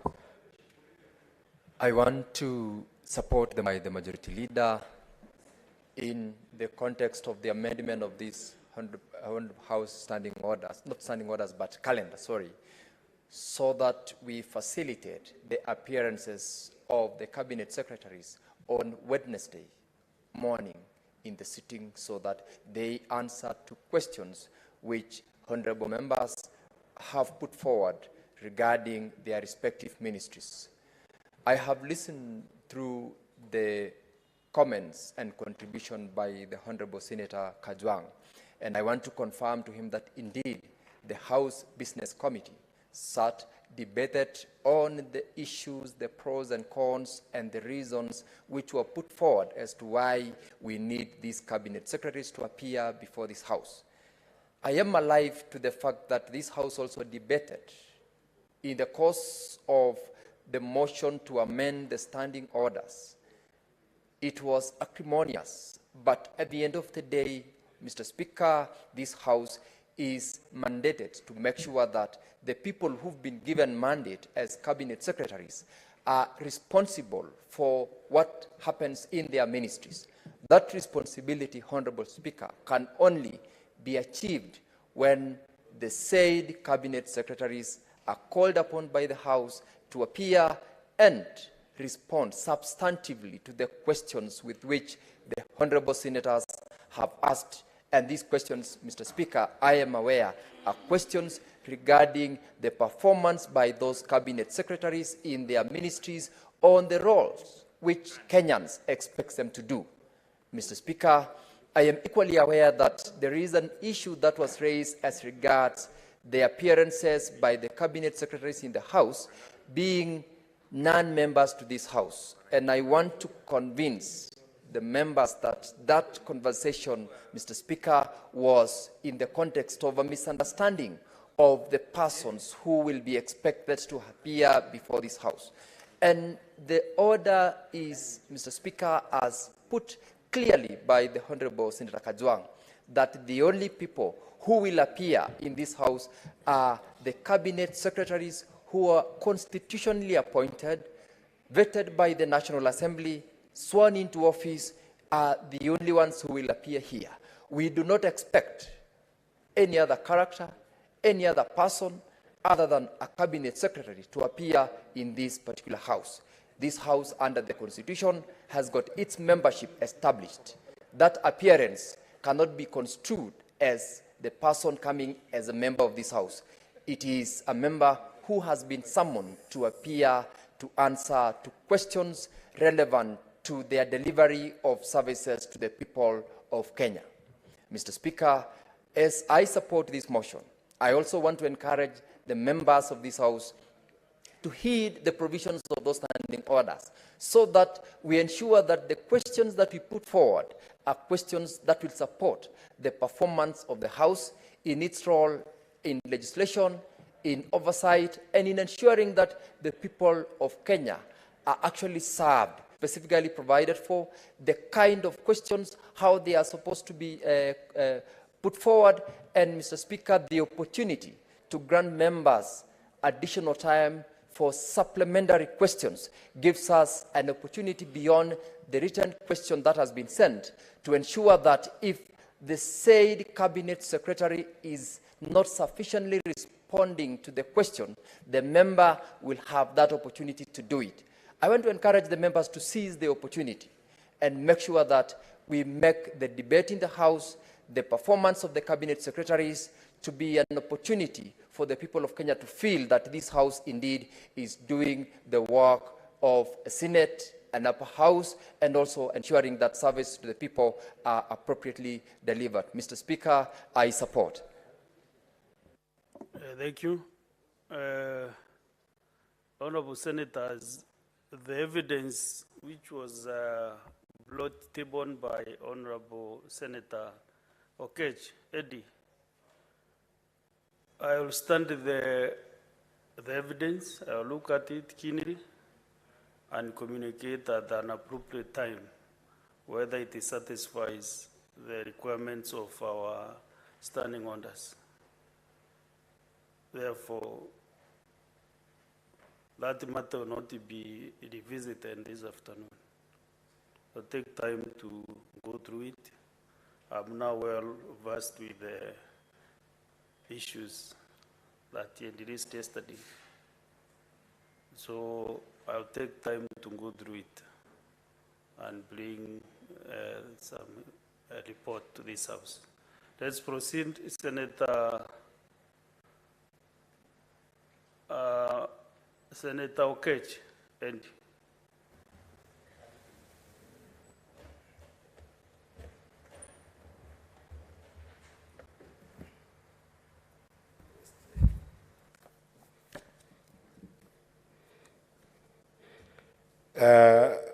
Mr. Speaker, thank you for giving me opportunity to contribute on this motion. The bullfighter, Senior Senator Boni Alwale, started by saying that if something is good and you can make it better, then make it better. But I also want to say that if something is really good, that it can stay good, make it just stay good. Because some of these motions that we seek to introduce in the House, Mr. Speaker, are forgetting the fundamental reasoning behind some of these standing orders. Standing order number 34, on the hours of meeting, Mr. Speaker, if you read standing order number 34, 5, says that a motion under paragraph 4 shall be moved at least 30 minutes before the time appointed of adjournment. No, if you start from 4, it says, notwithstanding paragraph 1 and 2 of standing order number 34, the Senate may resolve to extend its sitting time. May resolve, meaning that if there is indeed a substantive issue. So I give you time to contribute to the debate. Yes, I'm contributing to the debate. I thought on another matter which is,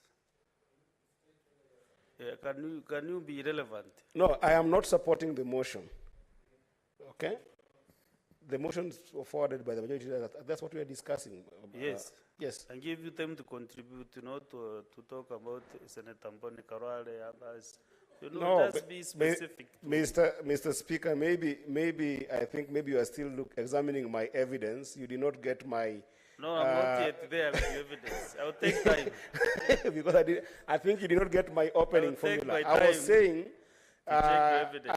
saying that this motion attempts to actually change some of the provisions of standing order number 34, for which they're already so good that I don't think that this House does need to have meeting hours added to such days as Wednesday. And I was trying to say that if there is actually a very serious issue that needs to be considered with extra hours or an extra sitting, our standing orders already provides for that. And that's why I was saying that the standing order number 34 is actually a very well laid out standing order to the extent that the fears that the majority brings through this motion are already taken care of by this standing order. To the extent that if there is a motion, and we have seen this, Mr. Speaker, even at instances whereby we have got adjournment motions, and even any other motion where using this standing order, you can actually extend the time of a sitting, or you can actually seek for another, a different sitting. That's why I was saying that this is already so good that there's no need of interfering with it. And the purpose for this, Mr. Speaker, is because the functionality of any House of Parliament is best done in committees. And I think that by design of committees, examination of issues is well catered for. Being able to interrogate matters is well catered for. And some of these committees that we have in this House, Mr. Speaker, are doing a better job in terms of our oversight role and any other role that we do. Today, Mr. Speaker, actually, my sister, Senator Tabitha, who is the vice chair of the Committee on Finance and Budget, spent almost 4 hours when we were dealing with matters of equalization fund, which is a serious fund that under Article 204 of the Constitution has not gone to counties. But at the same time, Senator Tabitha and myself, who are members of that committee, are in CPIC. And in CPIC, Mr. Speaker, today we also are examining very important issues with regards to investment of the water company in Kisii. The governor of Kisii had traveled all the way from Kisii and came to that committee, and we could not get even enough time to be able to serve in both committees. And if we try to attempt to take time out of committees and try to put it on this plenary, Mr. Speaker, I think that we will be losing the point of the functionality of this House. And this is one of those issues, fellow senators, that I want to urge us to not just be following, our sides of the houses, that this is a majority issue or minority issue. This is one of the issues that, as my colleague Senator Kajwang had talked about, is a procedural issues. Procedural issues, for the time we have spent in this House, then become experiential issues. When we are making determination about this particular motion, let us make it based on the experiences that we have had, and let us make it on the basis that that experience already speaks to what we see as senators to be a formula that works in terms of effectiveness and efficiency on making sure that we are contributing to our function in this House. And for me, I want to urge you, and I want to urge us that this is something that I don't support, and I hope we don't support, because we don't want to take time out of committees. And in as much as we have got important motions to do here, if you have got a motion that you really care about, as Senator Gloria or any other senator's motion who might be sitting without getting attention, let's explore standing order number 34, 4, and all the way to 5 and 6, so that you can be able to seek for a sitting that can allow that particular motion to be dealt with. That way, then we make this House more effective. With that, Mr. Speaker, I wish to oppose this motion and encourage my fellow senators to be experiential in making this particular determination to the effect of supporting or not supporting this motion. I thank you, Mr. Speaker. Thank you. Senator Danson Mungatana, Buya. Mr. Speaker, I stand to support the motion by the majority leader. Mr. Speaker,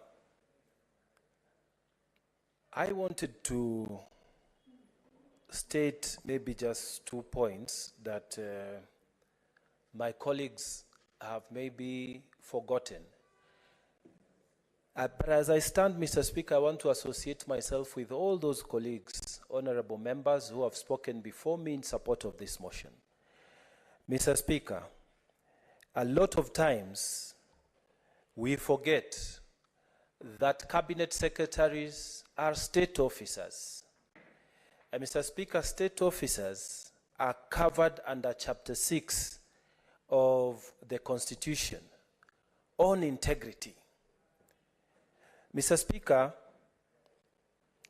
the problem with most of us is that when we speak about Chapter 6, we say it is the integrity chapter, and we have never read it. But I want to encourage our colleagues here who are in doubt as to the utility of this particular motion, that it is an expression of Chapter 6 at its best on integrity and leadership. Article 73 of the Constitution, Mr. Speaker, requires that every member who is a state officer, every state officer, every person who has taken an oath, such as a cabinet secretary, are supposed to exercise the responsibility they have been given as a service to the people and not to rule over the people. Mr. Speaker, when those cabinet secretaries come here, it will be a good reminder to them that they are not supposed to rule over the people, Mr. Speaker. They are supposed to serve the people, Mr. Speaker. And Mr. Speaker, we have had cabinet secretaries who forgot that even the appointing authorities, the deputy president, is senior to them.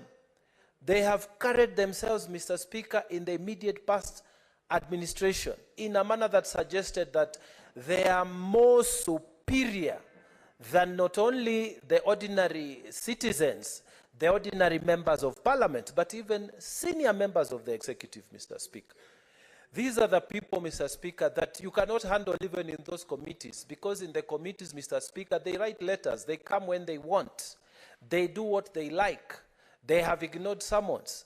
And Mr. Speaker, nothing has happened to them. It will not be the same here, Mr. Speaker, when we meet with them face to face in the plenary, in the glare of the eyes of Kenyan people. Mr. Speaker, it will remind the cabinet secretaries that they took an oath to serve the people of this country. The cabinet secretaries of the past administrations will be watching and seeing what a cabinet secretary is supposed to do. Mr. Speaker, we will have cabinet secretaries who know the facts of their ministries, not those people who just depend on support staff for them to answer even small questions. We will have people who study the mandate of their ministries, who are able to answer questions, who are able to answer follow-up questions because they have studied their mandate and they are familiar with the outputs and the requirements of their departments, which they have been appointed to head. Mr. Speaker, another reason why we should support this motion is that it is actuating the constitutional requirement under Article 35 that access to information held by the state must be granted to every citizen. And Mr. Speaker, Access to Information Act is there, but this will be the real access to information. Because when those state officers come here, Mr. Speaker, they will not plead that, they are being, this is secret information or what. All the information, all the questions that will be put before them, Mr. Speaker, they will be required to give proper and satisfactory answers. Mr. Speaker, this will be a place where Kenyans will be watching to see the ministers who are the cabinet secretary who deserve to hold those offices. This will be the area where even the appointing authority, His Excellency the President, he will be seeing who is a cabinet secretary who is ready to work as a servant to the people, Mr. Speaker. And Mr. Speaker, this will be the place where all Kenyans, including the appointing authority, including fellow cabinet secretaries, will be watching to see who is sleeping on the job or who is always traveling abroad, never being able to know what is happening in his office, who is always in meetings that are otherwise other than, Mr. Speaker, the authority they have been given to serve. Mr. Speaker, thirdly, we have had cabinet secretaries, Mr. Speaker, who have been extremely busy doing personal businesses, Mr. Speaker, in the past. They have forgotten that the Constitution, Mr. Speaker, specifically forbids, and I want, if I can find that one quickly. Article 77, Mr. Speaker, and I want to read. A full-time state officer shall not participate in any other gainful employment. Mr. Speaker, what we have had in the past is that cabinet secretaries have not spent time mastering the things that have given them that position, mastering the facts about their ministries. Mr. Speaker, cabinet secretaries have been totally dependent on the PSs. You go to their offices and all you hear is, have you asked the PS about this? Have you asked the PS, does the PS know about this? Why? Because they are directors of personal businesses. They are owners and partners of personal businesses. They have a lot of time, Mr. Speaker, spent doing their own things other than the thing that has given them that position. Mr. Speaker, I remember personally serving as an assistant minister in the office of the president. And there used to be a cabinet secretary, Mr. Speaker, who would be, Madam Speaker, who would be saying, there is this and this meeting, I'll be going to State House, so you chair those meetings, and I will come at around 5 to the office. Mr. Speaker, and that particular cabinet secretary, and he was later on fired, he would not be in the State House, Mr. Speaker. He would go to attend to his own meetings, to his own businesses. Of course, he became a very wealthy man at the end of the term. And Mr. Speaker, these are the people we want to just make sure they are not in public service. If people like those were being grilled as it should be, because in those days, Mr. Speaker, Madam Speaker, we used to cover for them. It was us assistant ministers who used to come and take the fire. But in this particular case, we have said cabinet secretaries are the ones who must come in person, Mr. Speaker. And so I want to urge all of us to take this opportunity and to attend, and Mr. Speaker, Madam Speaker, to be a bipartisan thing. There is no way that we shall support people here, even if we are in Kenya Kwanza and we are in UDA. People who come here and they show incompetence and preparedness, or they are asleep at their job, we shall crucify them in the floor of this Senate. Mr. Speaker, we are not going to joke with people who have been given responsibilities, and some of them, we competed with them and they lost, and they went to sit in the cabinet. Mr. Speaker, we shall not give them a time here to relax. They must prepare, they must know the duties, Mr. Speaker, that are involved in those jobs that they have been given. So, Madam Speaker, what is not in order? Order. Is the Honorable Senator Mungatana in order to make reference to crucifixion of cabinet secretaries who will come and appear before this House? The language used to crucify is not in order. Senator Johnson Mungatana, would you reconsider the use of language and words and their meaning, their ordinary meaning in English parlance? Yes, Madam Speaker. In the good old school at Alliance High School, we used to have something called similes. And so maybe some of us never benefited. So, Mr. Speaker, I will excuse my senior colleague, my colleague. Wakili, it appears you did not attend Alliance High No, School. he didn't, Madam Speaker. So, Madam Speaker, let me just say, and I want not that we lose this point, Madam Speaker. We want serious people. Really serious people to come into this House. Madam Speaker, I have had the fortune of interacting with the head of state, Madam Speaker. This is a very serious man. He knows his facts. When you question him about issues, in fact, even concerning your own county, he would be talking about facts and issues. Mr. Speaker, Madam Speaker, I pray that the people who will be coming before us will be prepared, because we are not going to joke around in these sessions. We want serious people, and I hope wherever they are listening, that we want them to be responsible for everything they are doing in the ministry. They will be responsible for the policy direction of the ministries and achieving the goals so that this country can go ahead, Madam Speaker. With those many remarks, Madam Speaker, I pray that we support this motion. And Madam Speaker, even Eddie, Senator Eddie, and he has gone out. Oh, he's still here. No, don't oppose. You cannot be the only person in Jerusalem who has not heard that everyone is supporting this motion. Madam Speaker, I beg that we support. Thank you, Madam Speaker. I have finished speaking, Madam Speaker. Just finished speaking. Honorable Senators, I have communication from the chair on visiting teachers and students from Gateway Girls High School in Kiambu County. In the public gallery, we have 127 students accompanied by 6 teachers from Gateway Girls High School in Kiambu County who are in the Senate on an education tour.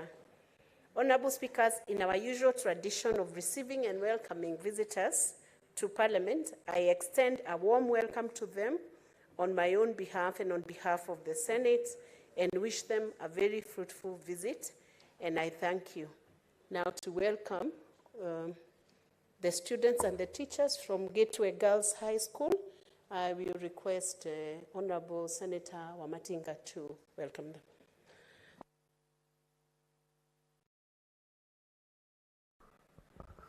Thank you very much, Madam Speaker. On behalf of the senators, and in particular, Senator of Kiambu, Karungu Thangwa, I take this opportunity to welcome the students of Gateway Secondary School to the Senate. Indeed, Senate is a house of all possibilities. I am aware that, and I'm sure that you learn a lot of things here.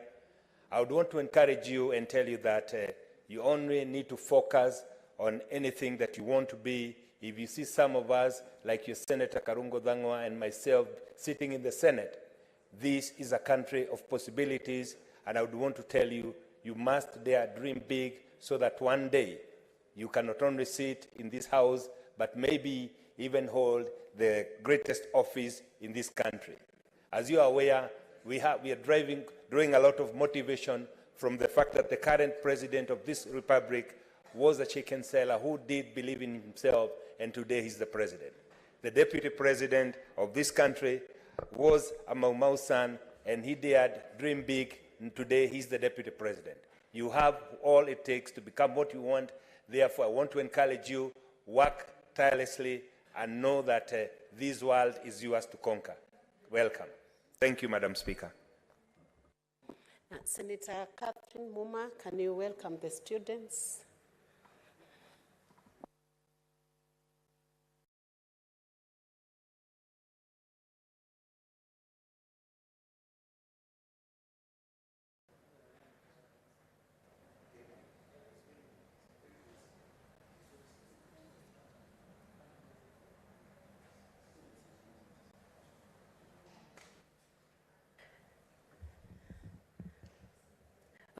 Thank you, Madam Speaker. I rise to welcome our students who have come from Nyeri County, and is it? Oh, sorry, Kiambu County. My apologies. And to tell you that this is the place where we make the laws and guide policies in this nation. The role of Parliament, as you may have learned in history or in civics, is a very important role. The role politicians play in your lives is a very important role. So I am glad that your school saw it fit to bring you to come and witness and see what we are doing. And I sincerely hope some of you will grow and take an interest to come to this house to contribute to shaping the policies that will guide this nation. As students, you might have been told that politicians is a preserve of a few people. I want to disabuse you of that notion and to ask that each and every one of you, whether you plan to be in the private sector, whether you want to work in the public service, in the executive, must take a keen interest in politics and what happens in parliament. Because what happens in parliament shapes even what happens in your schools, shapes what happens in this country, is the reason why we might take seriously things like the right to health and the right to water. So as students, I am so glad you took an interest. I am so glad you are attentive, and I welcome you to watch even as we debate. I would want you to know that we traditionally debate, sometimes very emotionally, sometimes we look like we are speaking at each other, but we are a united Senate, and we are working for this nation. I thank you. Karibuni sana. The final welcoming remarks from Senator Medho. Thank you very much, Madam Speaker, for giving me an opportunity to welcome our students, the girls from Gateway Girls High School. Madam Speaker, from the onset, I would want to say that I convey the warm welcome of the Senator of Kiambu, Senator Paul Karungo Dhangwa, who has asked me to welcome the students from Kiambu. Senator Dhangwa is out on official duty of the Senate, and he welcomes the girls. We all hope that they will have an opportunity to learn. My only word of encouragement, Madam Speaker, is that, and I've said this thing many, many times, Madam Speaker, that education is one very major gate to success and prosperity for all of us. Part of the reason why some of us have had an opportunity of coming and serving in such an august house as the Senate, Madam Speaker, is because we were given an opportunity to go to school, and we put a lot of effort when we were in school, and then we excelled when we were in school, both primary school, high school, and university. Finally, Madam Speaker, I would want to challenge the girls. I see that they come from a very prestigious institution of learning. Some of us never even got an opportunity to attend such prestigious institutions of learning. We have had many senators who come here and they take a lot of pride having attended national schools. But even those of us who attended polling stations, schools that have been used as polling stations for a long time, we also made it and we came this far. So I challenge the girls from Gateway, go make your parents proud, go make your school proud, go make our country proud. We are looking forward to having some of you. And it is such a great encouragement to them that the person who is sitting on the chair of the speaker today is a woman. It's an encouragement that even our girls and women can go all the way up. We have very great women of very great substance. The lady who just spoke just before myself, Senator Catherine Muma, has been serving as the chairperson of the elections board of the ODM party. So women can go all the way up, ladies can go all the way up, and we celebrate them, we love them. Thank you very much. Thank you, Senator Medho. I'll now invite Senator Olekina Ledama to contribute.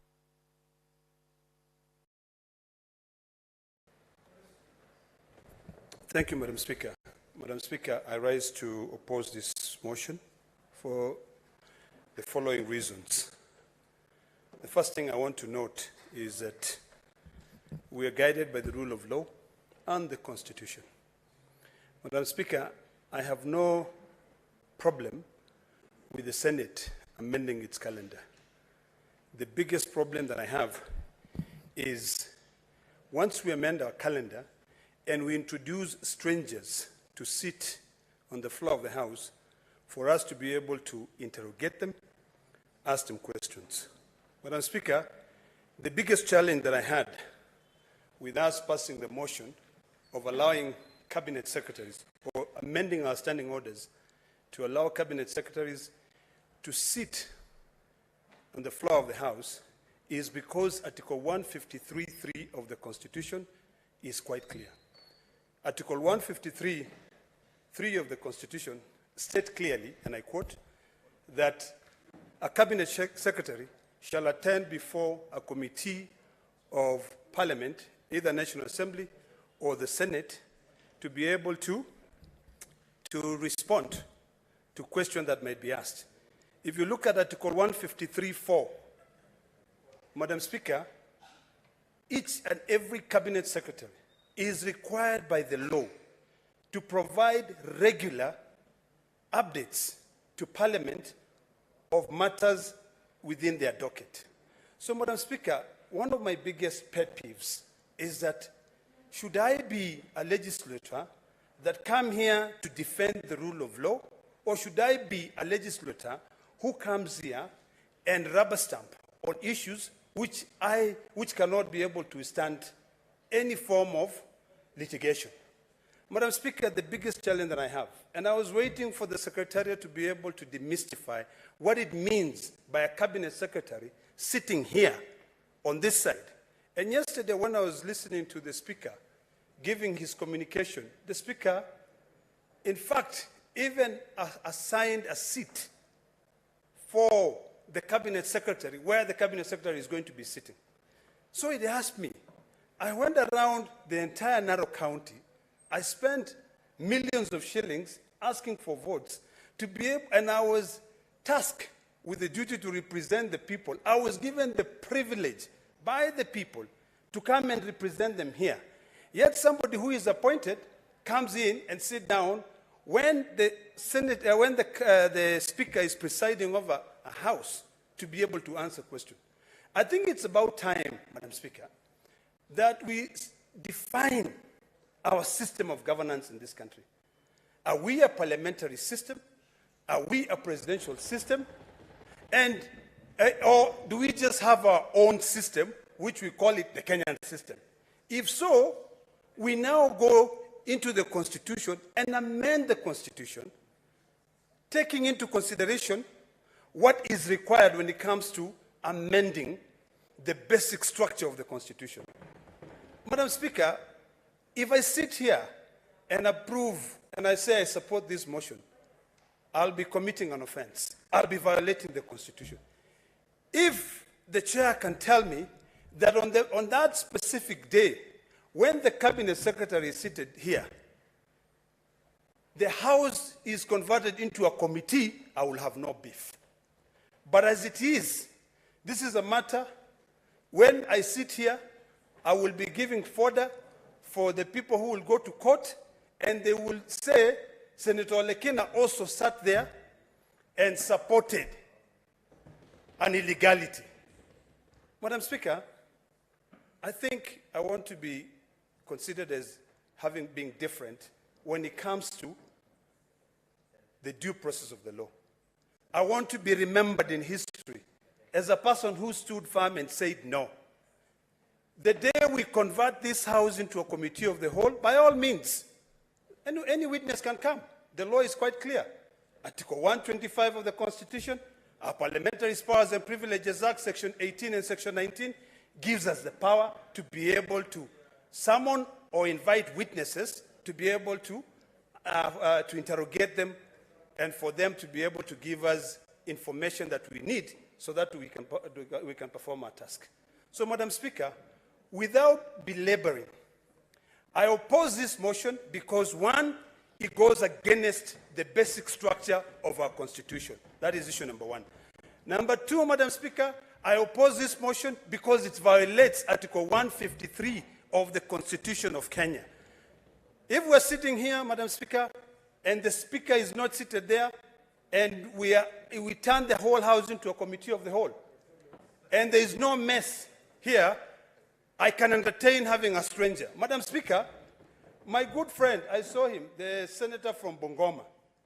The senator from Bungoma, when he was elected through a by-election, and he came to this House, but because he had not taken oath, he was sitting in the Speaker's gallery there as a guest. The only person who is allowed by law to sit on the floor of this House is an elected senator, and of course the Secretariat, who support us here, the Sergeant at Arms, and the Speaker, whom we elect to be able to referee us. But any other person who sits there during plenary, it will be a violation of the Constitution of Kenya. And I do not want to be the first one or among the people who violate the Constitution of Kenya.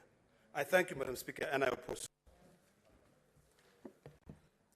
Senator Esther Anyen Okenyuri.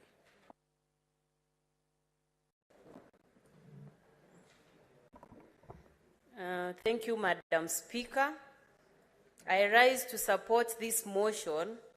In fact, it's very timely. As a young legislator, I now will be having time to take to account the respective cabinet secretaries on what they have budgeted for young people, women in this country, because they have budget lines that they have to state here. We will also have real-time answers. As it is now, chairs of committees can only report what the cabinet secretaries have written to them. And as we all know, they generally view the Senate as any other ordinary body they'll appear to. So at times they opt to just write very short responses, which you might have limited time to query. But in appearing in this house where every other senator is, then there will be more transparency, then there is time to even question on real time. They'll be going on Hansard, so they won't be just be mere pronouncements to suit the interest of few people. Madam Speaker, this is also a good opportunity, and I want to commend the President who, among the campaign promises he made, was to have cabinet secretaries appear in this house. That is quite progressive in promoting open governance. Young people from various parts of this country, women and any other ordinary citizens will have an opportunity to see if whoever is holding a particular docket is actually capturing their interests. Are they competent people? Just like Senator Mungatana said, you're not going to rely on shorthand notes given by technical persons. You should be having knowledge on your area of interest. So, Madam Speaker, such a motion I support in full, because like me, who took quite some time learning the ropes in this house, having been a late entrant, will have more time to also push my issues that are concerning young people, women, and generally disadvantaged persons in this country. So I support this motion, and I want to give, not a warning, but I want to alert the cabinet secretaries who will be responding here. Most of them have not been picking phone calls. I do not understand, because at times you're not calling them to ask for any favors, but in this house there'll be no chance of giving excuses that you're either out of the country. Once you appear here, we exhaust all our questions. You give your responses, you state what you've captured for the young people, for the women, and for any other special interest groups we have in this country. So I want to support this motion and urge my colleague, Senator Eddie. Eddie, you're a young person like me, and you need to support this, because it will give Senator Eddie, you are a young person like I am, and I know the young people from Migori will be looking forward to seeing how you take to account the cabinet secretaries. Just pause there, Senator Essie.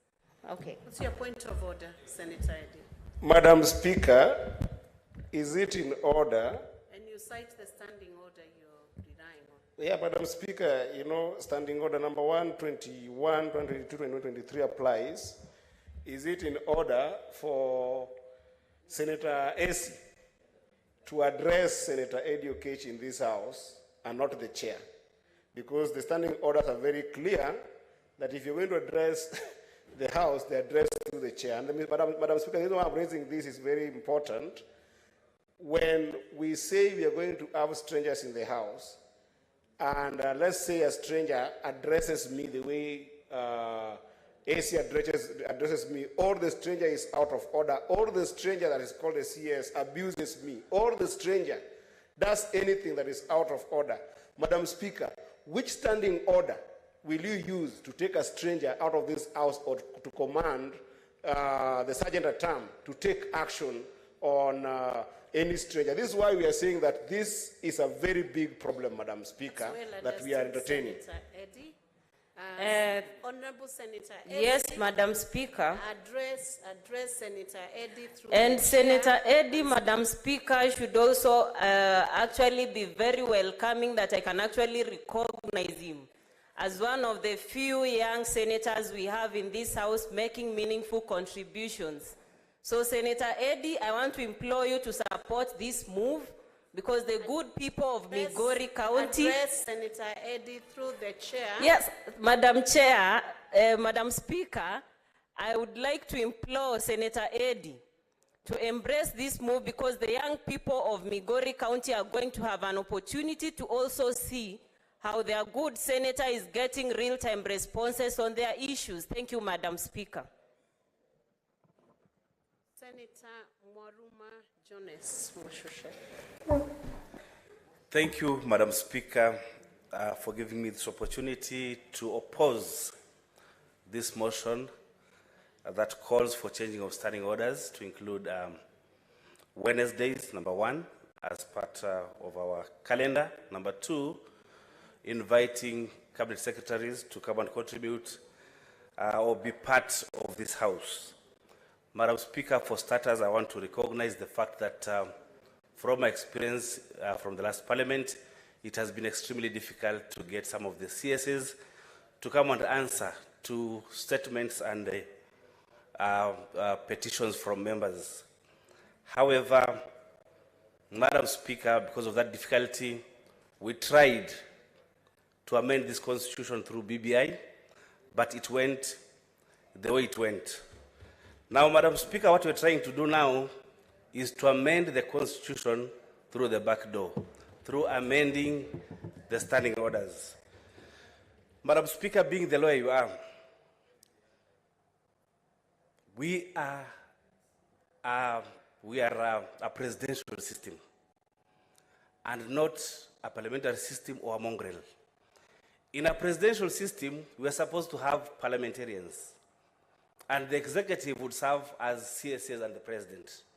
When we invite, and that has been alluded by the rest of the members who have contributed, Senator Damo Lekina, Senator Edo Kech, how would we be admitting cabinet secretaries into this house with the mess there? How would it look like? So I want to go on record that I would be one of the people to support this because it is unconstitutional. It is an unconstitutional move. Thirdly, Madam Speaker, we have tried before to have sittings in the morning on Wednesdays. We have had quorum hitches until we decided let us have only 3 days in the week for our sittings. Number 3, Madam Speaker, we have only 3 days for committees to meet. In the committees, we process bills, we process petitions, we process statements. We have had problems of quorum in the committees because of the members belonging to 2, 3, 4 committees. And in the permutations and the combinations, we have had difficulties having quorum if the committees are standing or are sitting at the same time. What will happen now, Madam Speaker, if you're having only 2 days instead of the 3 days that instead of having, we only have 2 days instead of the 3 committee days, that is Monday, Tuesday, and Thursday mornings. Madam Speaker, when we have done our committees, we have had good sessions with cabinet secretaries, those who appear, and we have gone into the depth of the issues. Now, Madam Speaker, by reducing the time to 2 days, do you want to bite shallow and wide, or want to continue biting narrow and deep when we have just few members asking questions to cabinet secretaries? So I would oppose this move.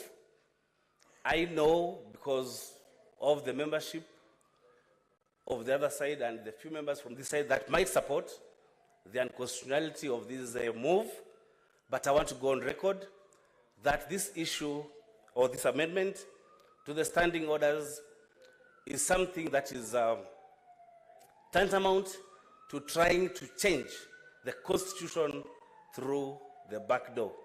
The president, I know, wants the cabinet secretaries to come here, but then why can't he follow the constitution and change the constitution through the provisions that are there that allow us to change our constitution? Madam Speaker, I oppose, and thank you for the opportunity. Senator Mutinda Tabitha Maureen.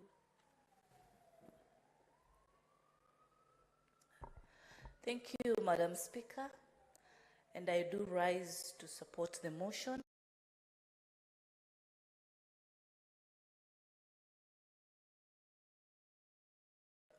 Summoning the ministers, actually, or inviting them to the House, I look at it in a wider perspective. Yes, as my colleague and member of the Finance Committee mentioned today, Senator Eddy, that we were to have the Minister for National Treasury, and apparently he was not in a position to appear. Most of the issues that are in the committee are issues that we normally address to the CSs in the different offices that they hold.